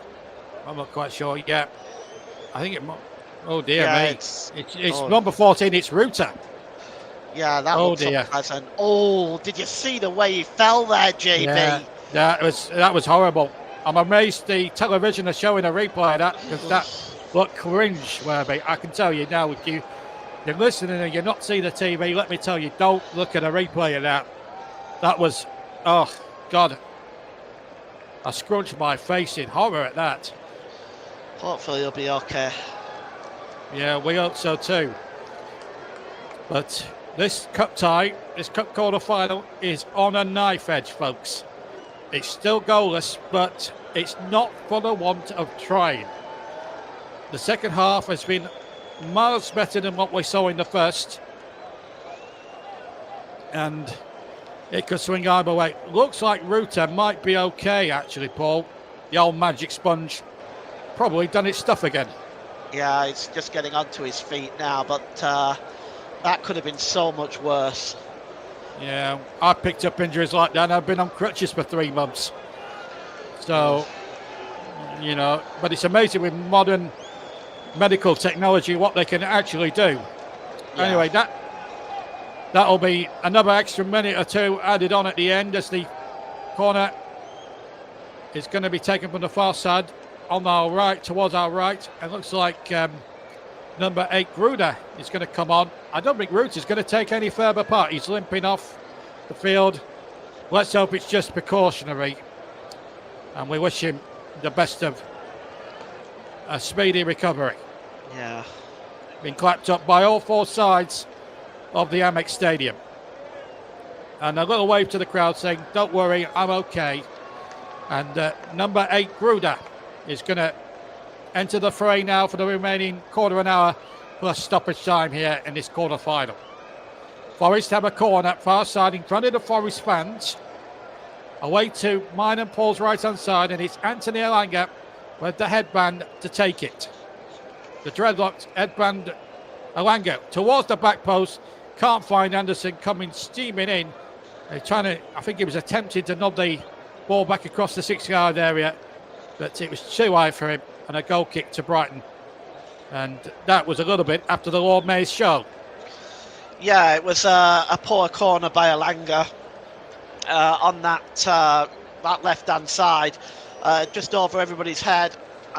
Chance goes begging, really, for Forest. Forest, who have not reached the semi-final of the FA Cup since 1991. They played West Ham in a controversial semi-final at Villa Park when Tony Gale was sent off, I think after about half an hour, which changed the whole dynamics. They won 4-0 that day. A certain young Roy Keane scored the second goal that day. Okay, could do with a Roy Keane out there now. Here's Alanga, formerly of Manchester United, across the face, and Gibbs-White sliding in, has collided with the right-hand post, and he's now in a bit of agony. I think he's banged his knee against the post. My goodness me. We're getting all sorts of different kinds of injuries here, left, right and centre. Oh, JB! Look at that! Did you see that? It's almost like Takeshi's Castle, this, isn't it? Oh my God! Oh! Definitely feel that in the morning. Yeah. Look at that, the agony on his face says it all. Yeah. Well, he's on his feet, but he's limping. But he's carrying on, he's courageous. It's an FA Cup tie, it's there to be won. 15 minutes away. Brighton have dominated possession 62 to 38%. But still, we don't have a goal. And that's the point. Milinkovic has been fouled this time. And the game, after a lively first 25 minutes of the second half, has predictably, Paul, got a bit scrappy now. Yeah, it has. The injuries have probably just slowed the game down a little bit.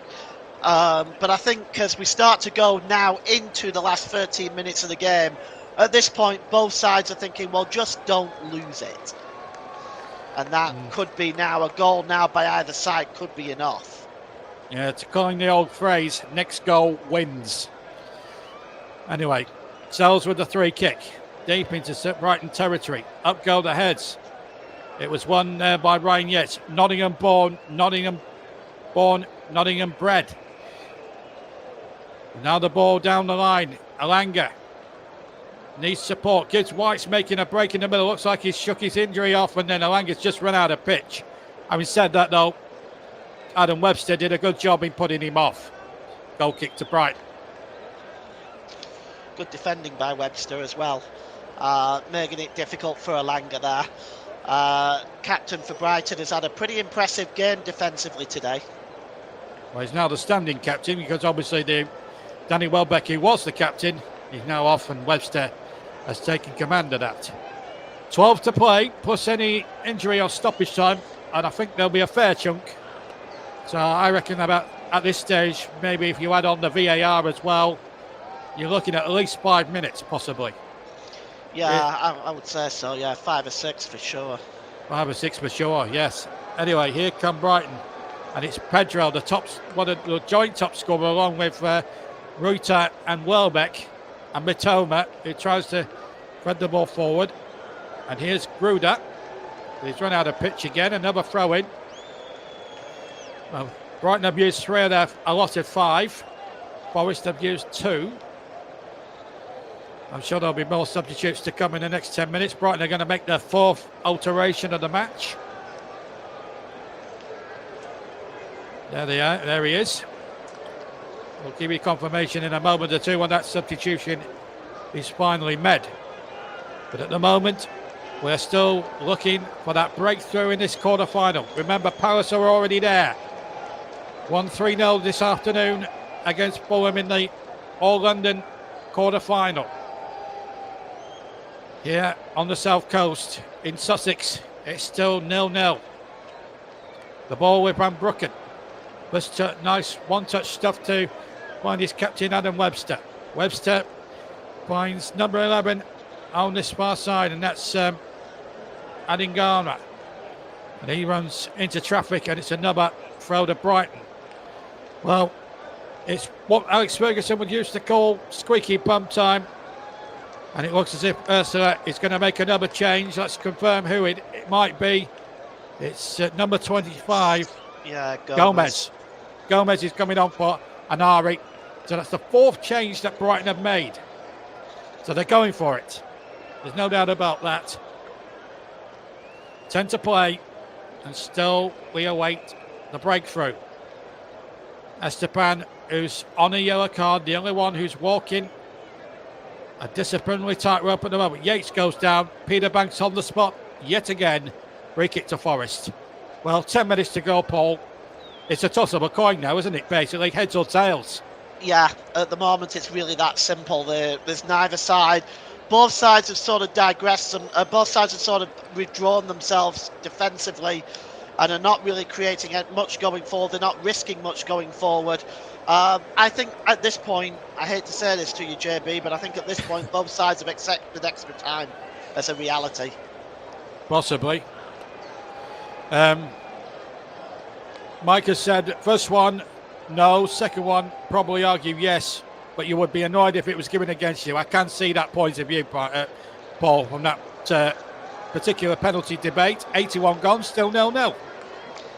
Yeah, I agree with Mike. It's one of them that if it is against you, you probably feel a little bit hard done to. But, I mean, you can't argue the contact is there. He's sliding. He's took the leg from underneath him.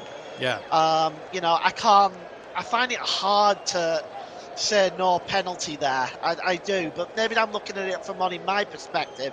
Football is a game of opinions. And a lot of these fouls these days and infringements these days are based on opinion. Well, opinion or not, it's still 0-0. And that's the main point. It'll be definitely a talking point. That is for sure. Adingra Looks as if he was brought down there by Ryan Yates, who claimed he got the ball.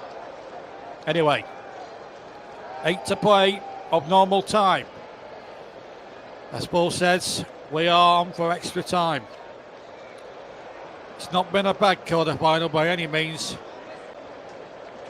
But having waited nearly 2.5 years for a 0-0 the other week against Burnley against Preston in the league, am I seeing another 0-0 for the second time in 3 matches, I wonder? I ask myself.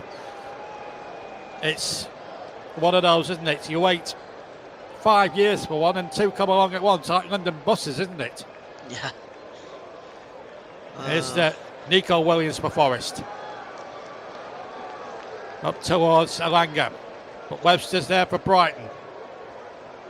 Who is going to blink first? Who's going to come up with a piece of pure genius that's going to win this cup tie for one of these two sides? Will it be Brighton? Will it be Forest? Not Forest on this occasion. The attack breaks down. It's a Brighton throw-in. And the referee, what a refreshing thing for the referee there.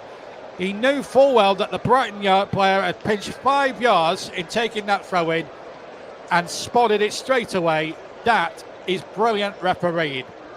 Yeah, because I'm seeing these days now players pinching not just 5 yards, 10 yards.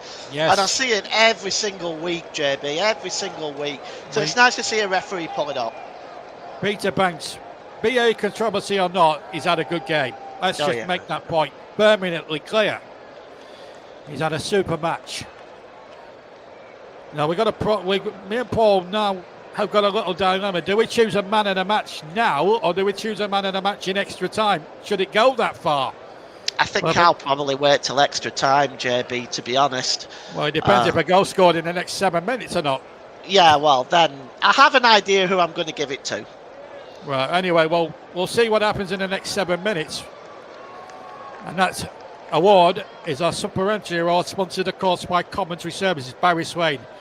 And if you haven't listened to the game that Barry Swain was covering last night between Strasbourg and Lyon, after tonight's match, you give that a listen back. That game, you can listen back on TC Hub, Focus on Football, Storm FM, I think, and JB Sports. But here, with the exception of JB Sports, on Storm FM, TC Hub and Focus on Football, you're listening to Brighton 0, Forest 0 with 6 minutes to play.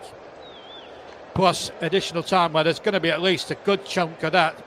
So in reality, if you include the extra time, I think we've got about 10 minutes left to play.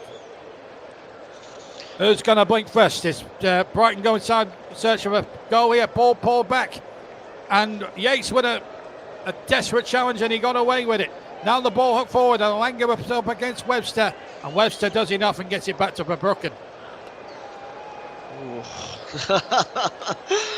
Brighton coming close. Good defending by Nottingham Forest. And again, Ryan Yates doing a captain's job back there. Nottingham born, Nottingham bred. Need I say more? Aina for Forest. Wins his team a goal kick. But who's going to blink first now? 5 minutes, just less than 5 minutes to find a goal.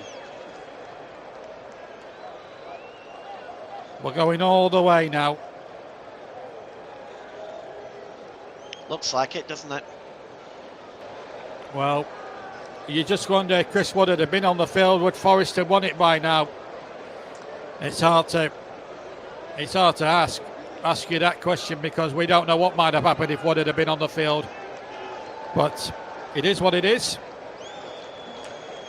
It's been not for the one to try, but both teams have just lacked that cutting edge. But Forest, on chances created, to me, not the likely winners. But football is not about what has gone before, it's about here's and nows. One goal from either side will put one of these two teams through to Wembley. Brighton looking for their second semi-final in 3 years. Forest looking to get through to their first semi-final since Brian Clough in 1991. As Brighton come forward with Minter, but he runs into traffic. Nico Williams with a great interception. And here's Callum Hudson-Odoi, who's been, quite frankly, Paul, since he's come on, an utter passenger. Yeah, he's not really got into it much, has he? And they've marshalled him really, really well. And the game is now sort of suddenly becoming scrappy. Yellow cards being brandished to somebody. Looks like Nicholas Dominguez has been booked. Indeed, it was. It's possibly for something he said there, actually. Yeah, he probably spoke out of turn to Mr. Banks, the referee from Merseyside. He needs to use his scouts wit to tell him that. So, 2.5 minutes to play, plus stoppage time. The second of the 4 quarter-finals. Tomorrow we've got Preston North End with Russ Vernon against Aston Villa. And then later on, Paul's back behind the mic. Our Sunday afternoon king will be commentating on Bournemouth against Manchester City, the overwhelming favourites, if the bookies are to be believed. Be interesting to see how Pep Guardiola goes about it tomorrow, considering that his team don't deserve any bonuses, so they told. So he said. Anyway, here's Morello for Forest. 1 goal now will surely decide it. Morello thought he was fouled. Peter Banks says, get up, shut up and get on with it. Here come Forest, or Brighton rather. And it's Pedro, far side. Muscled out a bit by Nico Williams. He's had a decent game at left back. Done really well. But both defences have really done well. Matt Sells and Bart Van Broeken have both played exceptionally well in goals for both teams. We're now into the 90th minute of this quarter-final. And in about 53 seconds from now, all eyes will be on Thomas Bramall, the 4th official, to see how much injury and stoppage time there will be to play. Here come Nottingham Forest. Shot was charged down from Callum Hudson-Odoi, who's got a good shot on him, by the way. Here's Anderson to Aina, to Yates. Right-hand side, Aina now. Is one of these two teams surely have to gamble now? There's a cup tie here to be won, a Wembley place to be won in the semi-finals. Oh my goodness me, that was poor from Morgan Gibbs-White. He just dawdled. It was dilly-dallied. He must have gone to sleep for a split second and the ball has gone beyond him and has knocked it out of play. Yeah, that's very, very poor from Morgan Gibbs-White. You expect better from him. 8 minutes, 8 minutes. So we've still got a time yet. So 8 minutes to play, Paul. Well, this is we're not so exactly surprised on this, given the second half stoppages, that there is 8 minutes. I'm certainly not. Well, it gives us 8 more minutes now for us to get this game won after 90 minutes. Well, 98 minutes at least. Forest have got a free kick in a dangerous position. And it's Anderson who's won it. Silly foul there by Gomez. Far side. Now then. 1 goal now. You think will settle it. Yates, I think, trying to rouse the Nottingham Forest fans to urge their team on to win this game. And if Forest were to score, they would probably justifiably feel in their eyes that justice would be done, considering they felt they should have had a penalty.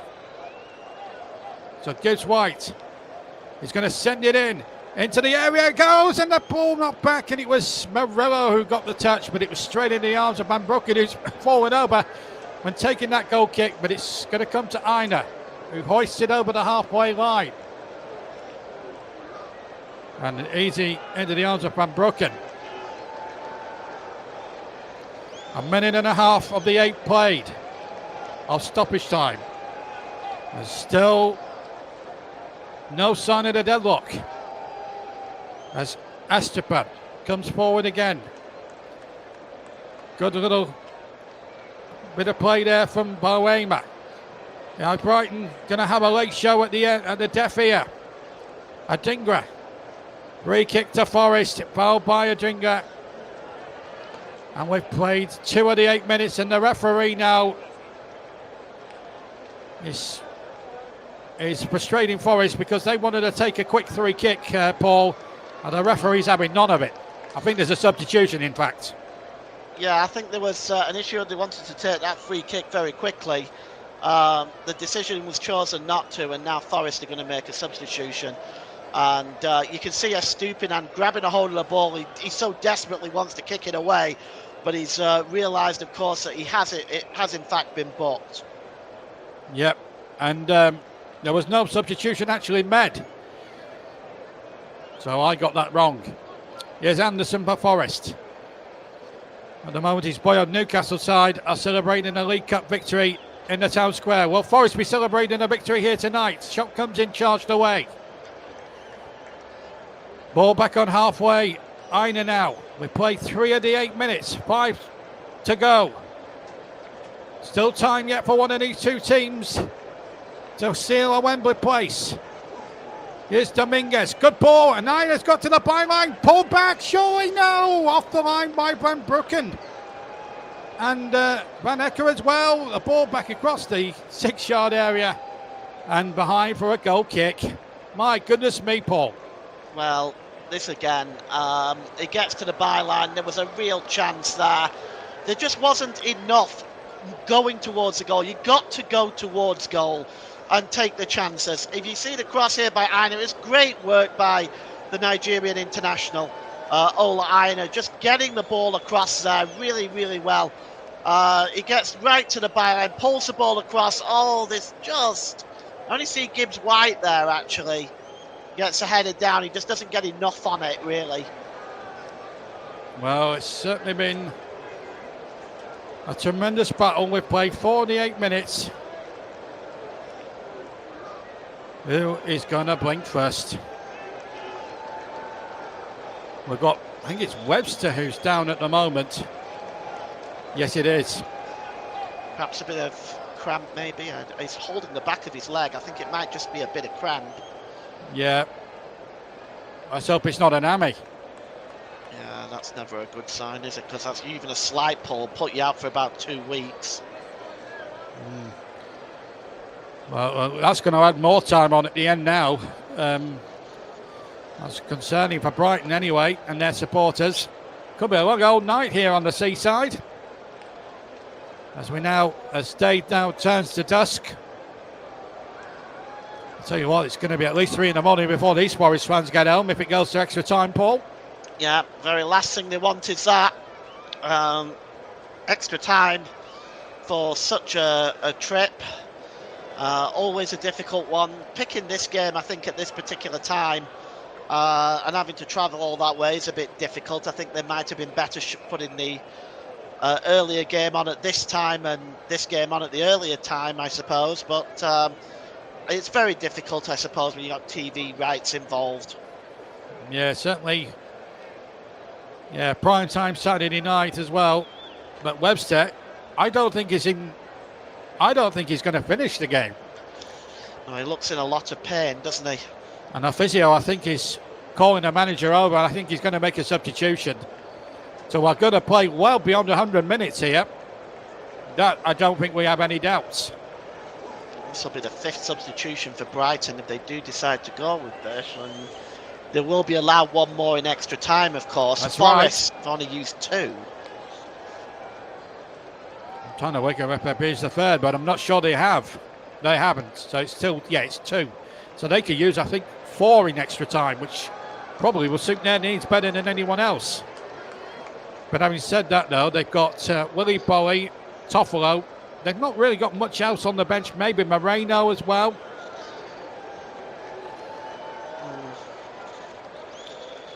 Now, what's the feeling here with Webster?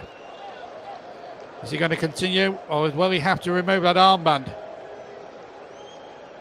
Well, he's not removed the armband, that's for sure. So I wonder if Ursula says, let's just get him to the end of the game and then we'll maybe re-evaluate it for extra time. Well, I've just seen the physio wave his arms to Hertzler. I think he's coming off, JB. We'll find out in a minute or two. But for the moment anyway, Brighton are playing with 10 men. Here's Morgan Gibbs White now for Forest. Well, it's a battle of courage from now on in now. There's going to be more time on at the end. We're not going to be playing 8 minutes. We're going to be playing a lot more than that. So I reckon it'll be at least 10, maybe 11 minutes by the time we finish this extra time. Of course, we might have another half an hour of this to come. And beyond. and penalties, yes. Indeed. Yates for Forest. Midway inside the Brighton half. One moment of genius could do it. Or even one mistake. I hope it's won by a moment of pure genius, Paul, and not by a mistake. Here's Aina now for Forest. To Dominguez, who's another player who's already in the book. And he's got to watch his step, and he's battling with the other yellow card recipient, Esteban. Dominguez again has to turn. Gets the cross into the penalty area. Yates controls it brilliantly, and the man born in Nottingham shoots right-footed, but it shoots way wide and over the bar. And a goal kick to Brighton with now way over the 8 minutes, and still we await the breakthrough. Yeah, it's possibly the last man you wanted that to fall to, really, is Ryan Yates in that position. This is where you need a sort of Callum Hudson-Odoi or Anthony Alanga in that position to finish that. Well, Forest an extra time going hand in hand. Mind you, Brighton needed extra time in the last round to beat Newcastle, so both teams no strangers to the extra half an hour. As we now go into the 99th minute of this match. Well, the 100th minute if you include the one added at the end of the first. Morello now for Forest, chipped it forward, and still we play on here at the Amex. Throw to Forest midway inside the Brighton half. Looks like Paul James and I could be in for an extended shift. Not the first time it's ever happened, Paul. No, that's done it, and it certainly won't be the last. It's Anyway, Callum Hudson-Odoi. Now Alanga. One moment of genius could win it. Is it going to come from the left foot of Morgan Gibbs White? It's not. It's deflected out. We're now in the 100th minute of this quarter-final. And we might be going for another 30 more. And we will stay until this game is finally settled. And we'll stay on the air once the whistle blows. And we'll get Paul's views on the second half, because I don't think there's going to be anything else. We've played exactly 100 minutes. And Van Broeken with the right foot kicks away. All eyes on the referee, who's checked his watch once already. But we play on. Can Brighton now finish it off? Offside, surely there. But it didn't need to be that way, because Forest had hoisted clear. Now Alanga on the chase. And then that's hooked a little bit up and underish there by the Brighton defender, Belbrama. And once again, another game of head tennis going on here. Referee, I think, has checked his watch a second time. I know with a throw. Peter Banks has checked his watch a third time now. And still we go on. Is there one last chance for one of these two teams to book a Wembley spot? After 90 minutes, there is not to be that opportunity. And after 11 minutes of stoppage time at the end of the second half, we still cannot find a winning goal. And it finishes at the end of 90 minutes.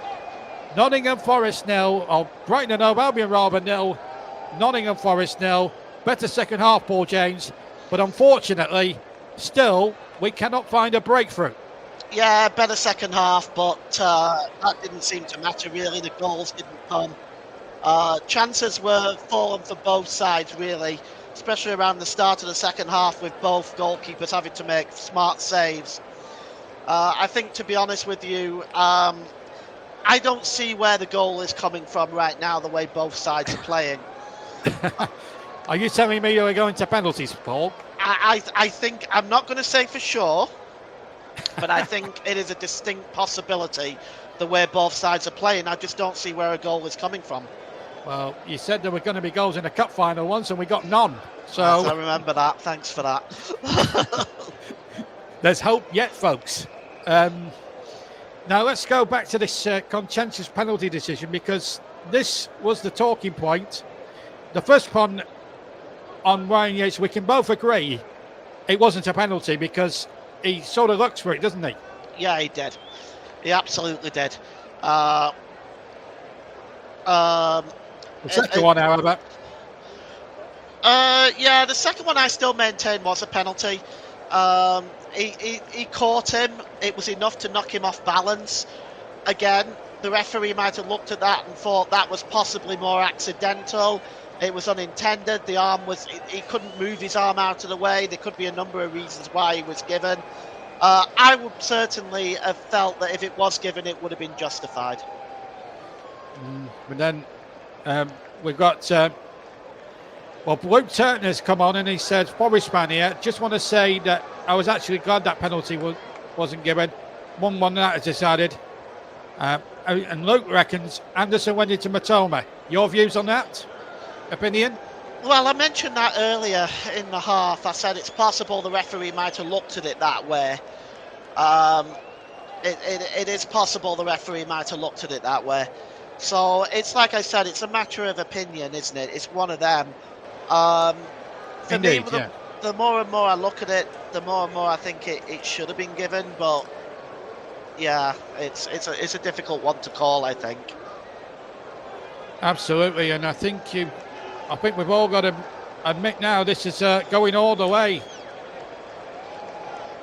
That I can categorically tell you.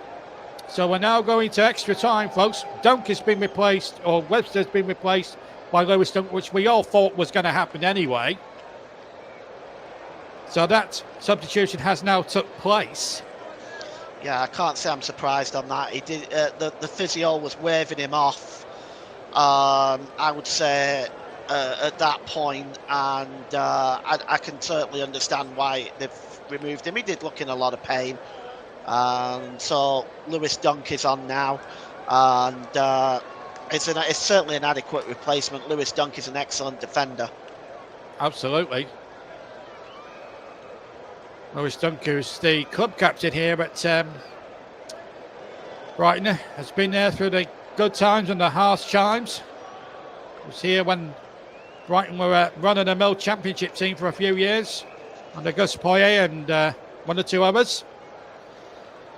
Been a very loyal servant to Brighton and Hove Albion Football Club. But he's now got a job to do for the next half an hour. And we're all set to reconvene. Just to remind you of the rules of extra time, folks. 15 minutes each way. If it's level after the 2 periods of 15 minutes, it will then go to a penalty shootout. And if we get that far, I will remind you of those rules then. But now, will we see it decided after 30 minutes? Now, knowing what's gone before it, we probably end up with a goal fest now, Paul. Well, you never rule anything out, do you? You know, one thing I've learned over the years in watching football is you never rule anything out. But it'll right now, though, based on what I've seen, certainly in the last half an hour of the game, I don't know how either side is going to break the deadlock. But I really hope I'm wrong. Well, as a certain Jimmy Greaves used to say, football's a funny old game. Anyway. Anyway, now what's the referee doing here? Oh, he's having his battery checked. I think we've seen the whole lot besides a goal. Yeah, you know, they really should prepare for this. You know, they need to have a battery that's going to run the full period. You know, this just unnecessarily delays the game. I think the PGMOL need to do a deal with Duracell. I think. Anyway, all of the batteries are available. Well, when you're commentating on a Nottm and you go to extra time, you need to have a bit of wit and humour in this commentating game, I'll tell you. So anyway, extra time is underway.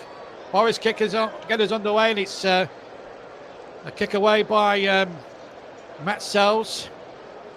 So Brighton have used 5 of their 6. Now they can use an extra substitute. So Forest, having only used the 2, can now use anything up to 4 substitutes now. So, but they've used most of their big attacking threat. Remember, no Chris Wood out for a hip injury. And I'm not going to run through the 2 sides again because we've had so many substitutions. It's just impossible to start saying who's playing where. Anyway, Forest attacking the goal to my left with Anthony Elanga. Berber's man forward at the moment. And Dominguez offering support. Ayn has come charging further forward. Has had to retreat. Just to remind you of the rules. 15 minutes each way. And if it's level after the half an hour in total, and we do have the full half an hour, regardless of the score, but if it's level after that extra half an hour, it will be penalties. Let's hope it doesn't get that far. Well, let's hope so, but if it does, what it does do is add a bit more tension to the drama anyway. Yeah, it definitely does that. Those commentators thrive on penalty shootouts. But regardless, it'd be lovely if we could have this game finished after half an hour's extra time. Forest, I should add, have also won their last 2 penalty shootouts in previous rounds. Both of them 5-4. One against Exeter in the 4th round on a cold Tuesday night. And then in the last round on a Monday night, they beat Ipswich Town by the same scoreline after a 1-1 draw. So, on the edge of penalties, I can't remember Brighton being involved in a penalty shootout recently, so I can't go on current form on shootouts for Brighton. But it's the old adage, isn't it, Paul? If it does go to penalties, it becomes a bit of a national lottery, doesn't it? It really does. But I think, it's at the same time, there's if you've got calm penalty takers, you've got an advantage. Like you see some you see some teams winning on penalties all the time. Germany winning on penalties all the time. You see a lot of teams losing on penalties a lot of the time, like England, for example, or whoever. They lose a lot of penalty shootouts, and a lot of it, there is an art to it. There absolutely is an art to taking a penalty. And you see when some of the best penalty takers in the world, they hardly ever miss. Incidentally, I did cover... hang on a minute. Here's a chance for Brighton inside the penalty area, but Forest got 3 or 4 defenders back. And in the end, Milenkovic gets it away. I was going to... Dominguez has now gone down injured. I was going to say I commentated on Forest at the start of the season in a League Cup tie against Newcastle, and they actually lost it on penalties. So they have lost a penalty shootout this season in the League Cup to Newcastle, who of course went on to win the thing a week and a half ago. So they've won 2 and lost 1 this season, Forest. But I can't recall Brighton winning a penalty shootout. Not this season anyway. So this could be the first one they're involved in. If anyone knows any different, please let us know.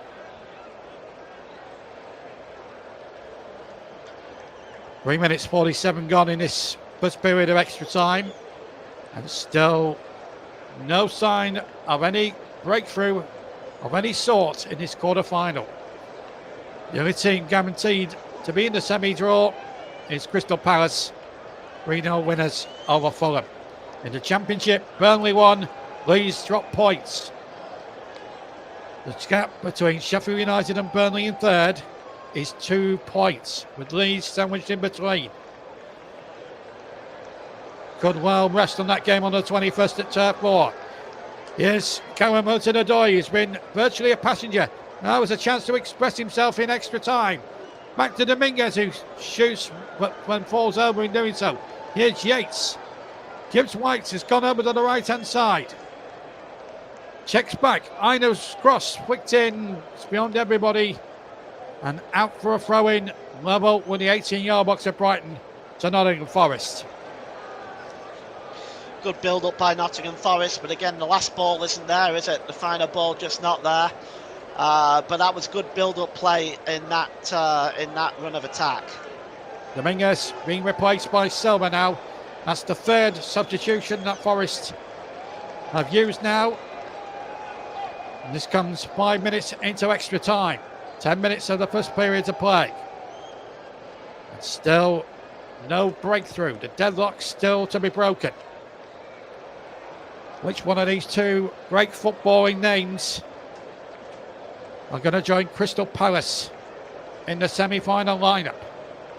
Remember, the draw will be taking place after the Preston Villa game tomorrow. And you'll hear that with Nicholas Jones. Here's Williams to take another throw in line, this time with the 6-yard area. Nearly 6 minutes of extra time played.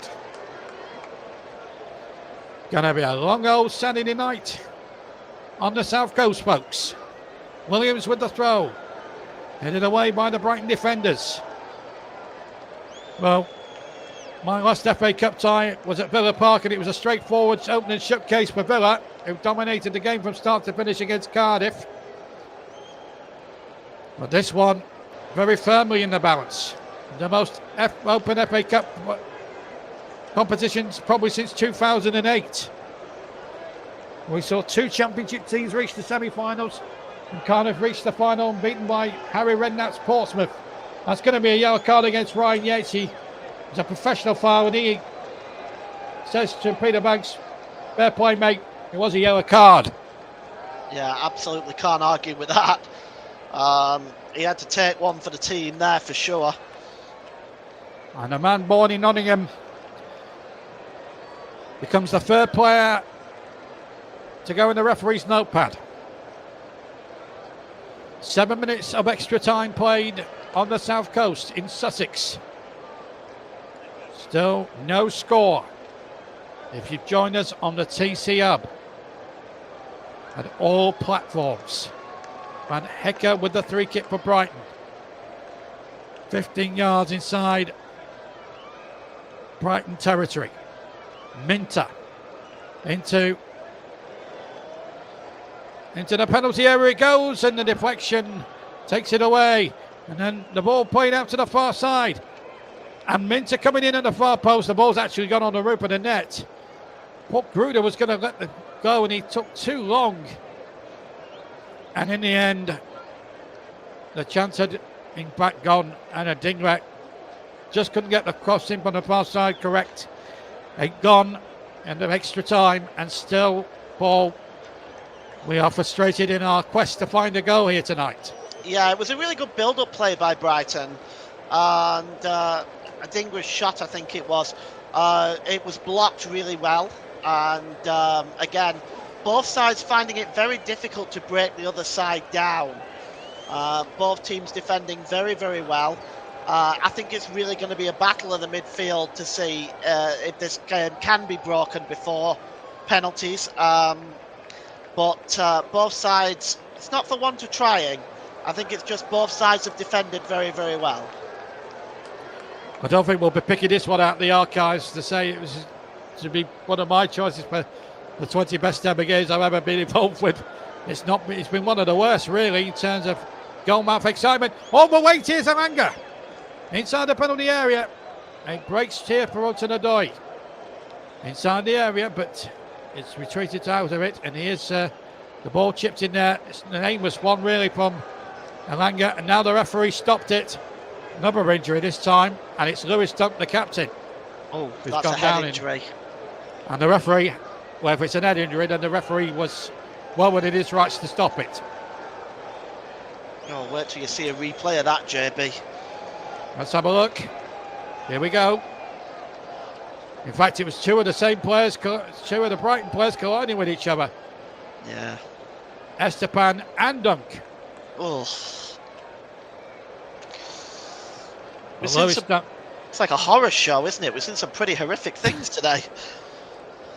The only thing we haven't seen is a goal, unfortunately. Well, we've seen everything else. It's not watching a football match this last half an hour. It feels like we've been watching Richard O'Brien in the Rocky Horror Picture Show. Anyway, let's hope we can see a bit of pure genius from one of these 22 players out on the field right now. 5 minutes to go to the interval here in extra time. We will be playing the full half an hour. No golden, no silver goal. Those particular rules now dead in the water. Have been for quite a long time. Ruder can't keep the ball in play. It's a throw to Forest on the near side in line with their own 18-yard area. Nico Williams, the ex-Liverpool man, to take. 7th in the Premier League, plays 3rd in the Premier League, and still no breakthrough. A game in their 2 previous games yielded 11 goals between them, 7 of which came last month for Nottingham Forest. But we always thought, with it being a cup tie, it was going to be a bit more closer than that one the other week at the City Ground, and so it has proved, Paul. Yeah, I always felt that this was going to be a lot closer. I think Brighton did not want to, when having playing Forest again, they're going to not want to concede any more goals against them. They've been determined to shut determined to shut Forest out throughout the entire game. They have closed, like, Callum Hudson-Odoi hasn't had a sniff. No, he's had nothing to feed upon. But he is a reliable penalty taker, though. And he might come in handy with those penalties later on, should it get that far. Brighton's last shootout, incidentally, came in a semi-final a couple of years ago against Manchester United, and they lost. Will that be the case this evening against Forest? Forest have not been to the semi-final stage since 1991. But yet we don't know who's going to come out on top here in this semi-final here. Anderson went into Matoma. Oh no, that was an earlier comment from Luke. And Paul's, I've just read your comment that you're going to pick your man in a match. I think we might wait until the second half of extra time, maybe, Paul, before selecting man in a match, because you never know what might happen. Yeah, we can do that. Another foul there. Free kick to Nottingham Forest. Foul on Aina. Been a bit scrappy this first period, hasn't it? Not really too much in the way of clear-cut goal-scoring opportunities, Paul. No, and there hasn't really since about the 65th, 70th minute. Both sides sort of have backed off. And in extra time, it's kind of followed suit the same way. With both sides defending very, very well. At the moment, I don't see that changing. I hope I'm wrong, but at the moment, I don't see it changing. No, I don't see it changing neither. I think I must admit, I think I'm giving up a bit of hope here. But you never know. Football's got a habit of upsetting anybody's prediction. Here's Callum Hudson-Odoi, who's been a virtual passenger for most of this since he's come on. And his cross, I'm afraid, was very, very poor, quite frankly. Goal kick to Brighton. Yeah, that was weak, wasn't it? Gets a Yeah. quick. I mean, he had 2 players around him. He might have been better just holding that up and looking for some support. But the cross was, well, it seemed to carry the weight of a very tired man. Yes, shots on target impact. 1 for Brighton. This is throughout the 1 for Brighton, 5 for Forest. But the goal attempts, 8 for Brighton. This is shots towards goal, and 11 for Forest. So it's not been a dull game by any stretch of the imagination. It's just the quality of finishing that's not been good enough. And another crunching tackle from Nico Williams, who says, come on, Forest fans, let's see this over the line. Well, Corner that's a good kick. one. No foul there on Gruder, that's for sure. No, It that was a looks again- perfectly good challenge. Well, a throwback to a bygone age, that one. A tackle that Billy Bremner and Norman bites your legs onto would have been proud of. Yeah, no, that was a perfectly legitimate challenge. Won the ball. It was a hard challenge, but those are ones that we haven't seen in years, JB. Yes, Esteban with the corner now. Up goal the heads. The whistle's gone. The ball's in the back of the net, but the think the flag had gone up anyway for a foul or an offside.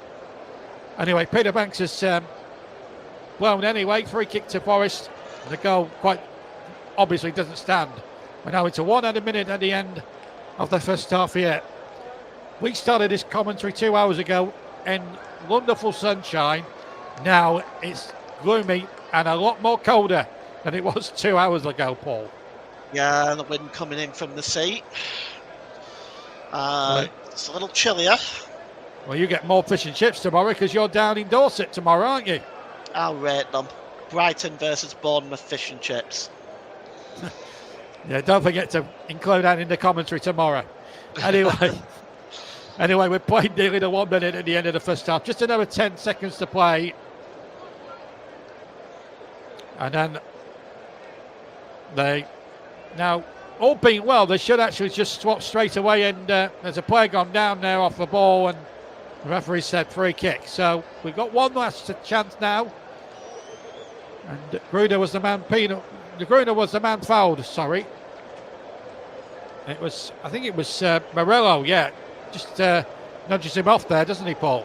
Yeah, just a little bit of a shove, a sly sort of shove.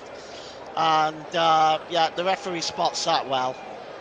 So we're playing 30 seconds over the 1 minute, and this will be the last play of the first period of extra time. Esteban with the free kick. David deep towards the back post, up go the heads, it's way over the bar, and there goes the whistle for half time in extra time. Lewis trying to knock the ball back, and now the players should be swapping ends, not discussing tactics. That really annoys me because the ruling is, Paul, that they should swap ends and get on with the second half of extra time. Looks as if both of them are going to go and talk tactics. Yeah, I think we see that a lot. We do see that a lot now. It's kind of a strange thing, really. It used to be that they just swapped ends, maybe had a quick drink. Now it's very much changed, isn't it? It's an opportunity to almost take a time out and talk tactics. But both teams are doing it, so I don't see that any team is getting any advantage here. Oh, no, but I wasn't deciding that for 1 minute. No, I just think under the current regulation, under the regulations, as I see it, that the players should be changing around. Unless you're making a substitution, and you should be swapping around and getting on with the second period. Because you've got to figure the supporters in at a time like this. Yeah, it's a long drive back to Nottingham, that's for sure. I'm looking at it at this time now. It's it's heading on for 8 o'clock, isn't it? 20 to 8. And only thing I can say is this is if it does go to penalties, that's even further delays, isn't it? Well, they sort that out. Yeah. Yeah. Well, what I can say is we'll stay with you to the end. As soon as it's over, though, we will be going straight off the air. That I can tell you. Because I'll be down to the nearest food kiosk here. There's some scran afterwards. Probably grab a late burger before I travel back up north. So, here we go. I'm praying for a goal here. I don't care who scores now. Let's just get this game won at the end of extra time. Brighton to kick off the second period of 15 minutes. And the referee checks with the two goalkeepers. And away we go. 15 minutes to play. If there's no goal or no decision in that 15 minutes, then we will bring you a penalty shootout. But 15 minutes for one of these two great old clubs to find a winning goal and join Crystal Palace in the semi-final draw tomorrow. Number pressing against Villa to come tomorrow. And of course, that big one down on the Dorset coast between Bournemouth and Manchester City. Here's Van Hecker. Trying to play the ball into the penalty area. Pedro turns, hits Yates, not on the arm, says the referee. Brighton have possession on the far side. Ball chipped in there again But again, stout defending, and that's been the feature of both defences. They've certainly been on top in this game, Paul. Oh yeah. But it's now Paul, a toss of a coin. It heads Brighton, tails Forest. It's as simple as that now. Yeah, I mean that's where we're at now. I don't think at any stage, I think as either side dominated the other.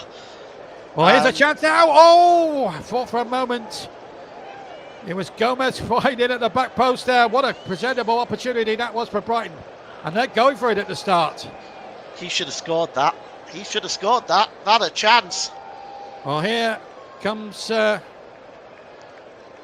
Minter, but he's been brought down. Well, I thought he was brought down, but the referee's given it the other way. And Forrest have made a complete hash of that. And now presented Brighton with the ball. Minter's still down, by the way. Very much injured. The ball's now out of play. Now, I don't think that. Well, we've got Gomez down on his haunches. I don't think that was a seriously bad challenge at all. No, it looks like he's been hit by a bus, doesn't he? Let's have a look. Or even shot by Lee Harvey Oswald, but this was the chance. I think to be fair to him, I think the cross was going to him at a breakneck speed. I think that has to be said.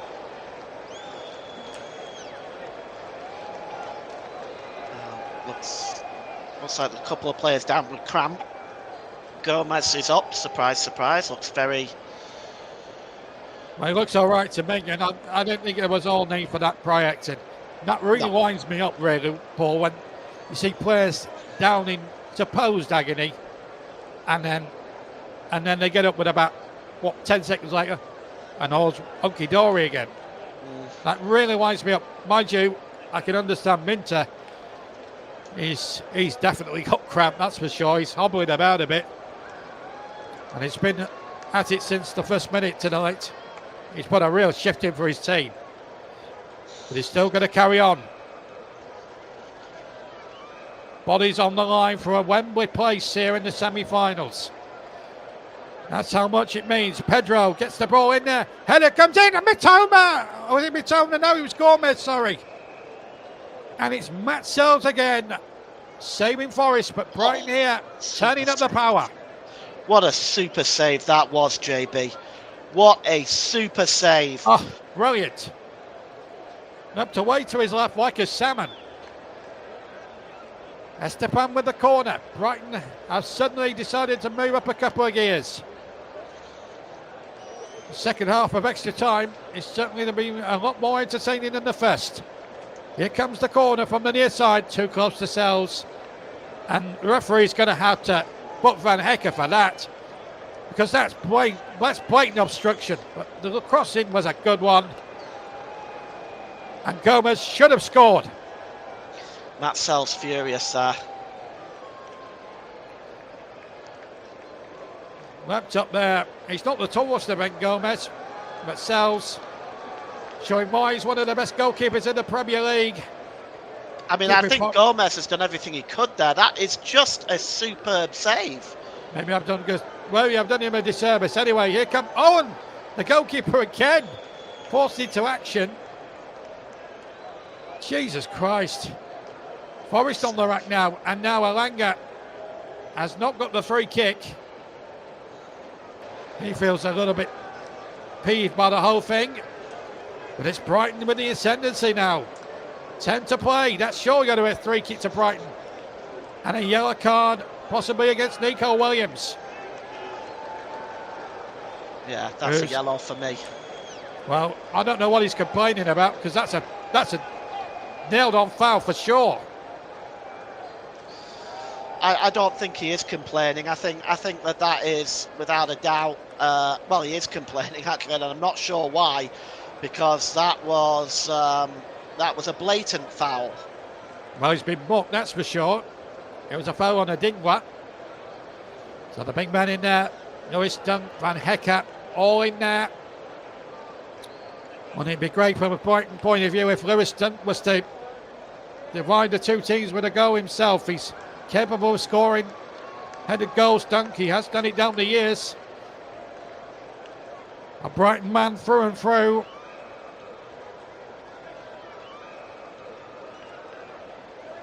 This is an important moment now. Brighton on top with 9 minutes of extra time to play. Free kick comes in, and it's a disappointing one. And a goal kick. It is for Nottingham Forest as we now go into the final 8 minutes. Esteban with a poor free kick. Yeah, that had to be something special to beat Matt Sells from there. He was trying to catch the goalkeeper out at his front post, but it didn't work. It didn't work, and it still amazingly remained goalless.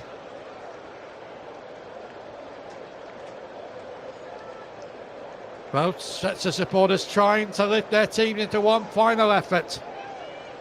Sells slips as he takes the kick, but it's got good distance. Midway inside the Brighton half. Forest get the decision. So, we're now going into what Alex Ferguson would say squeaky bum time. And with the game firmly in the melting pot at 0-0 as Anderson plays that ball in there now. And a chance here for Forest. Oh, they claim a handball, I think. But Jota Silva with a golden opportunity. And he just couldn't take it on offer. It was one ball from Anderson that caught Van Ecke out. And in fact, it was a great block. It's another really good ball by Anderson. He has really helped control that midfield for Forest today. At times creating some brilliant opportunities.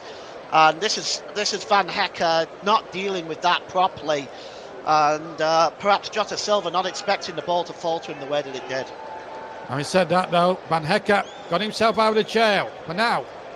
Alanga's corner, not a good one. Aina trying a shot which was never going to come off. 7 minutes to go. And it looks like,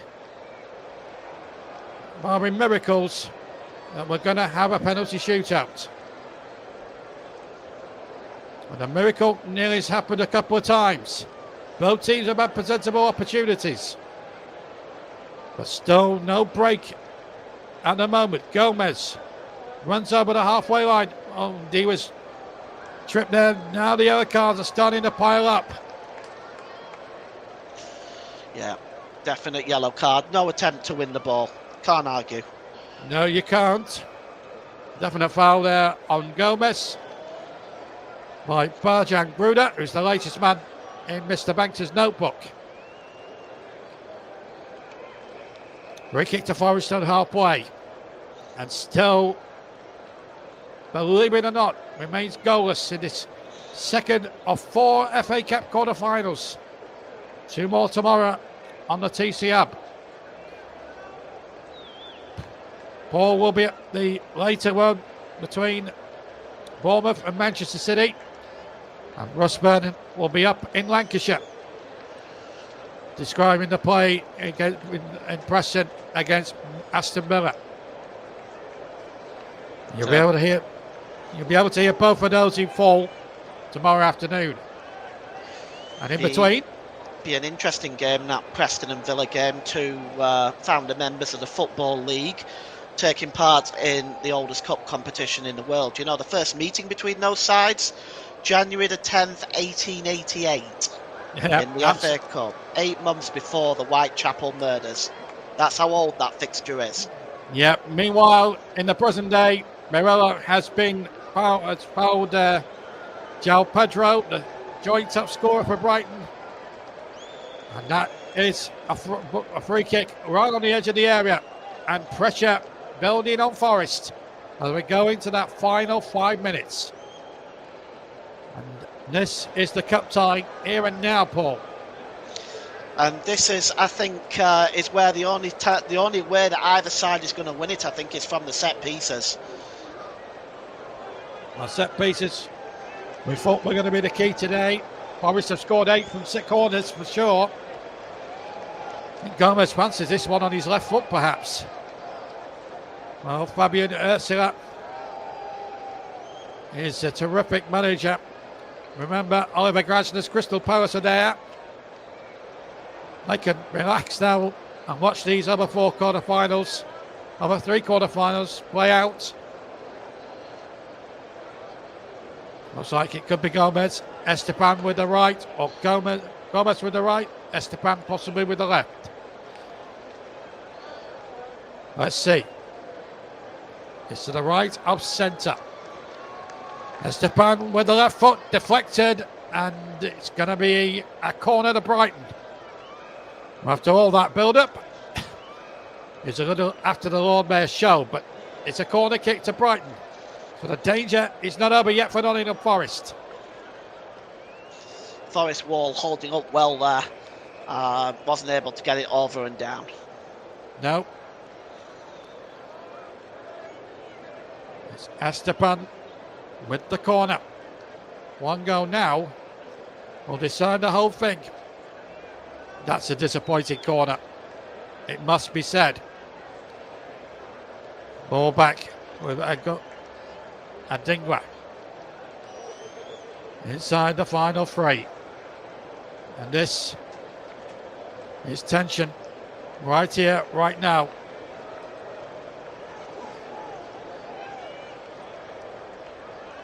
Van Hecke gets the ball forward to the far side.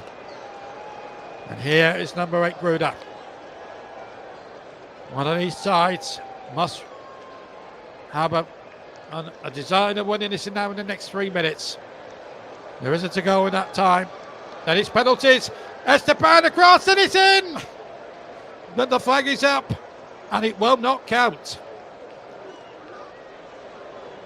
I'll have to look at that again. They're claiming VAR should be looked at here. But Brighton have had a goal chalked off for offside as it stands. Let's have a look at it again, Paul. To me, I don't know. I think they're going to have a look at this. Let's take a look. No, Esteban is offside. Oh, yeah, he's strayed, hasn't he? He's strayed a good couple of yards offside. Yeah. Referee was quite right. And a good spot by Mr. Greenouch, the other official. Morgan Gibbs White will not be taking a penalty. That's one certainty tonight. Morato might have to at some point. He's the man that's replacing him. Well, that's interesting. They haven't used all the substitutes of Forest, which I was really surprised at, to be honest. Well, I'm trying to go through all the subs in my head, and I figure that's the 4th one they've used. It is the 4th one they've used. Oh well, I thought my maths was poor, but it's not as bad as I thought it was. Anyway, with about a minute to go, we might as well ask you if you're a player of the match. The television, incidentally, have given it Milinkovic. Who are you going to give it to? Well, I've decided to give it to Elliot Anderson. I think his performance today has been really, really good. He's played very, very well throughout this period in the game. He's also been partly responsible for creating much of what's been going on.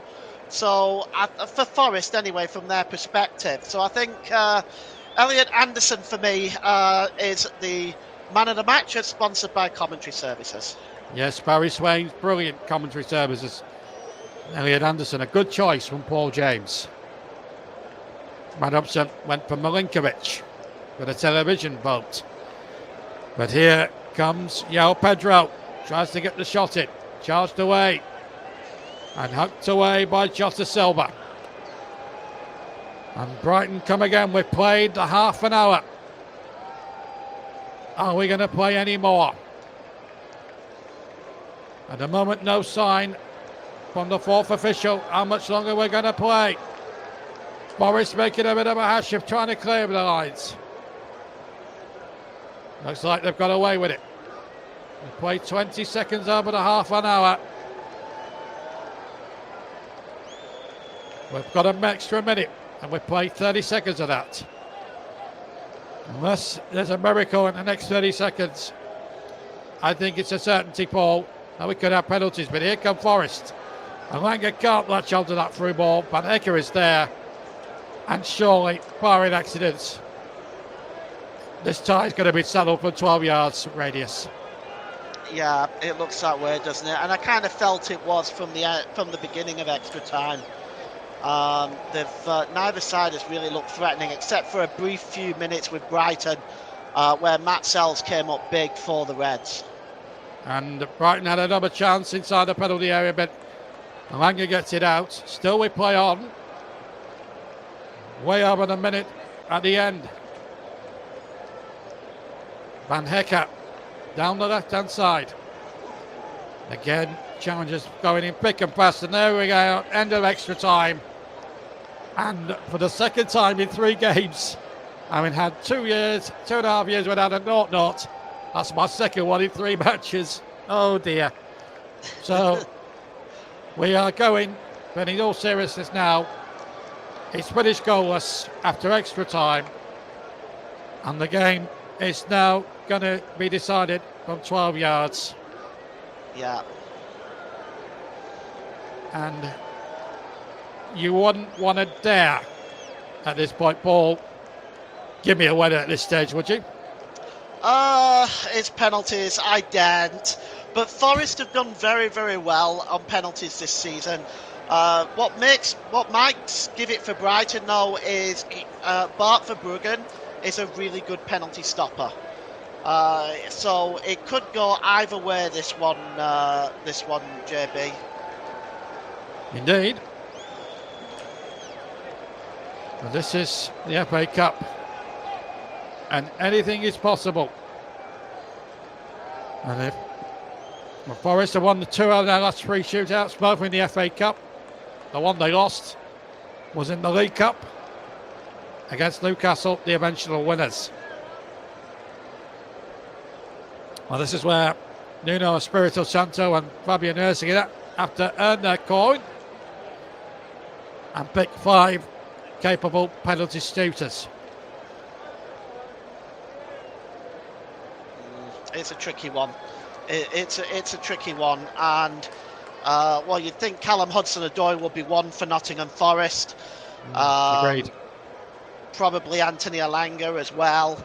I'll be surprised if they don't take a penalty. If I was looking at Brighton, well, there's some of the players that have come on here, like João Pedro would be certainly one. Gruder maybe. Gomez perhaps for Brighton. Yeah, I think so, and possibly Minter as well. So we'll see how this all plays out.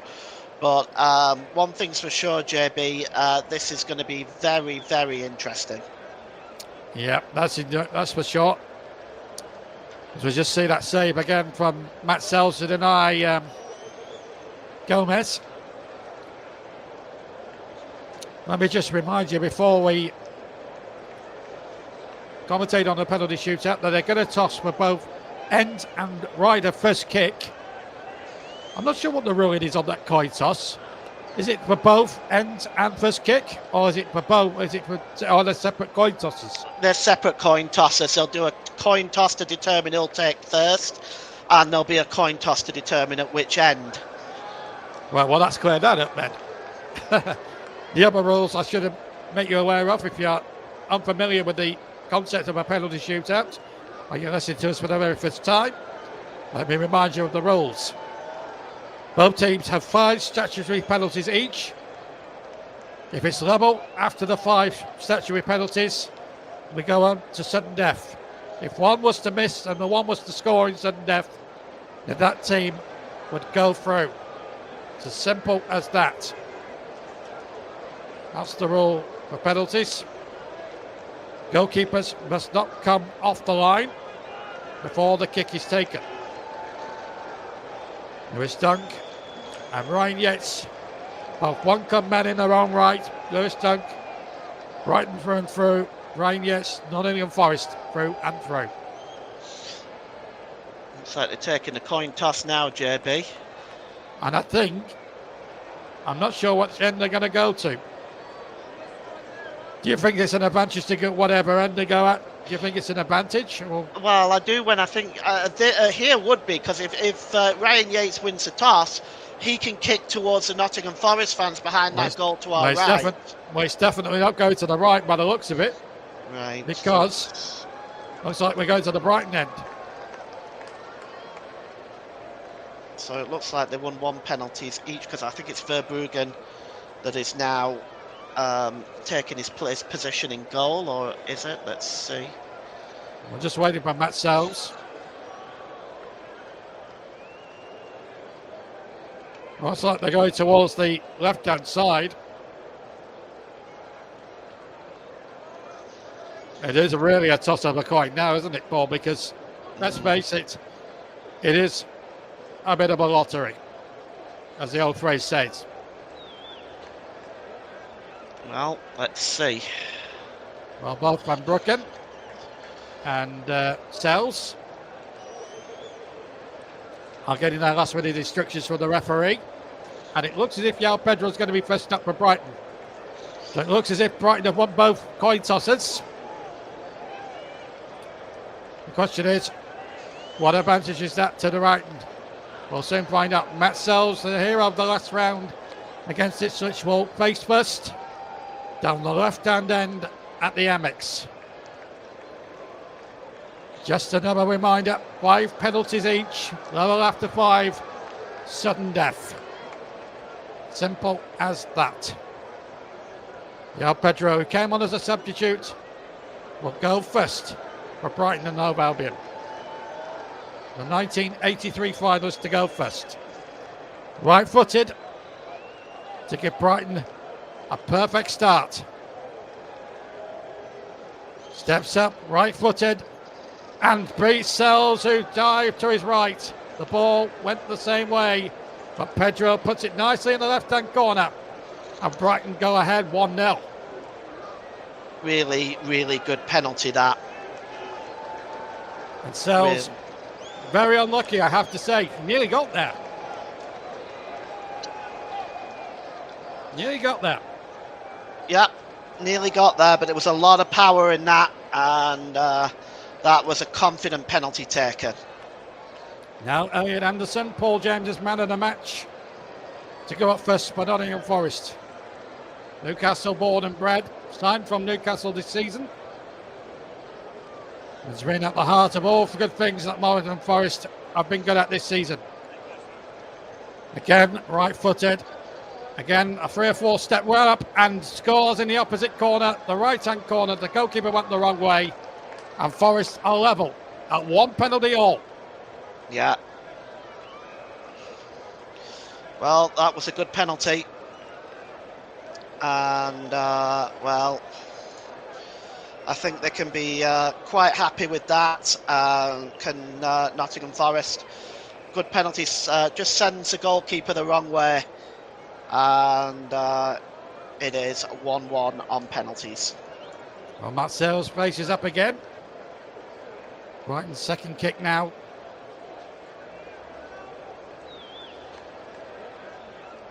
Not sure who it is actually, but one a moment now. It's going to be left-footed anyway, regardless. Oh, that's a good penalty. In fact, it was Grudo who's tucked that into the corner, and it's 2-1 Brighton. Good penalty again.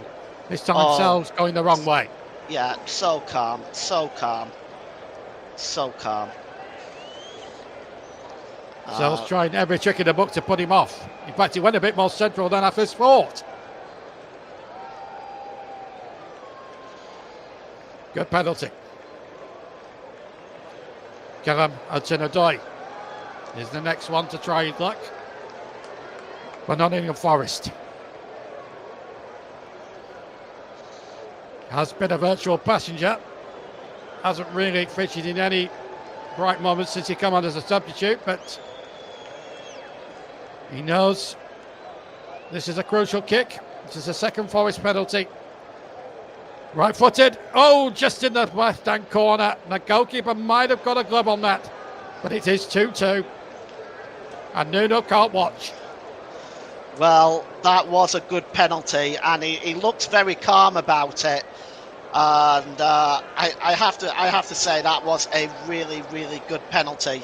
He just puts that in the top corner. Good effort by Bart Verbruggen, but he's not getting there. A penalty like that is really well struck. I think I did him a bit of disservice. Anyway, it's Jack Inchelwood, a local lad, with the next one Right-footed again. Hinchelwood, oh, he saved it. And Hinchelwood has missed. And it was, frankly, a very poor penalty indeed. Oh, it was indeed, JB. What a poor penalty. What a poor penalty. And he's handed Nottingham Forest a huge advantage now. That is a really poor penalty. And you feel for him. He's a young lad. And he'll only learn from that. And look at Yao Pedro consoling him, telling his teammates, don't get on him. Still not over yet. Forest could go ahead for the first time in the competition. Nico Williams. Now the pressure is on Bart van Broeken. Forest could lead by 3-2. Double right-footed spot kick. Can Van Broeken save Brighton? Oh, he's blazed it over. And both teams have missed. And that was, well, if the first one from Hinchelwood was poor, then that was even worse. Oh, it was. It was blazed over the bar, wasn't it? Oh, dear. Oh, well, dear. That's the excitement of cup final game. Cup. This is the problem. So much at stake. And Brighton have got advantage back when it looked as if it was going away from them. And Gomez, who we nominated throughout the break between the end of extra time and penalties that will take one, is now going to step forward with Brighton's fourth. This for a 3-2 lead. And it looks, from the shape of his run, it's going to be a right-footed strike. Steps up right-footed. Oh, he's hit it straight at the goalkeeper.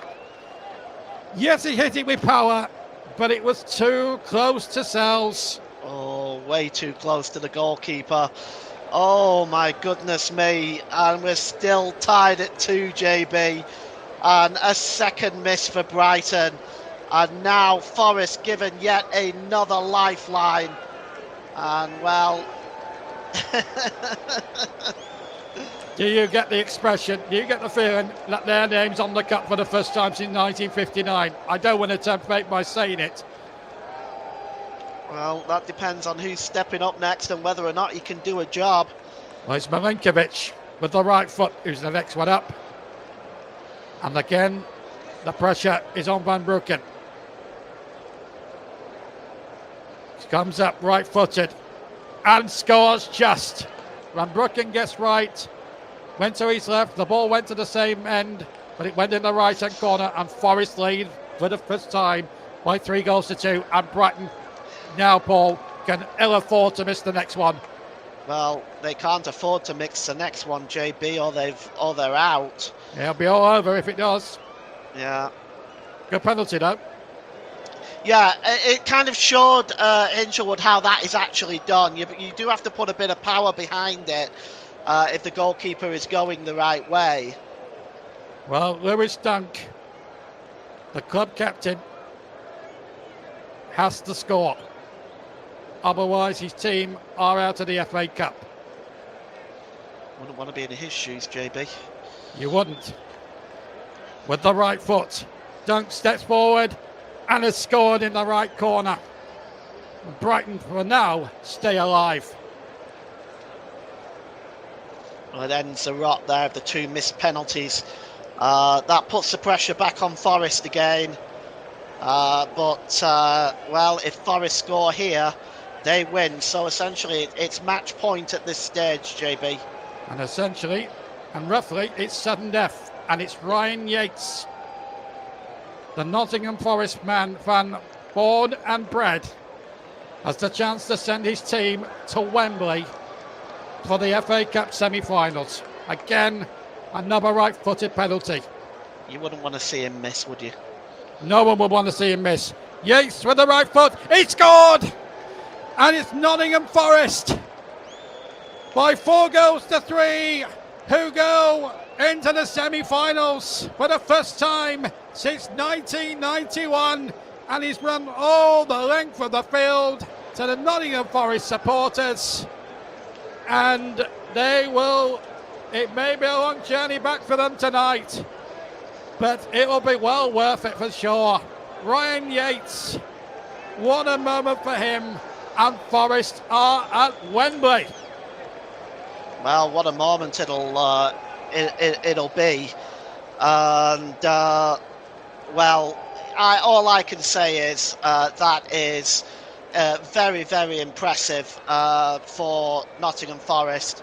That could have gone either way, really, but I have to say, in the end, they were very stellar on those penalties. Very stellar.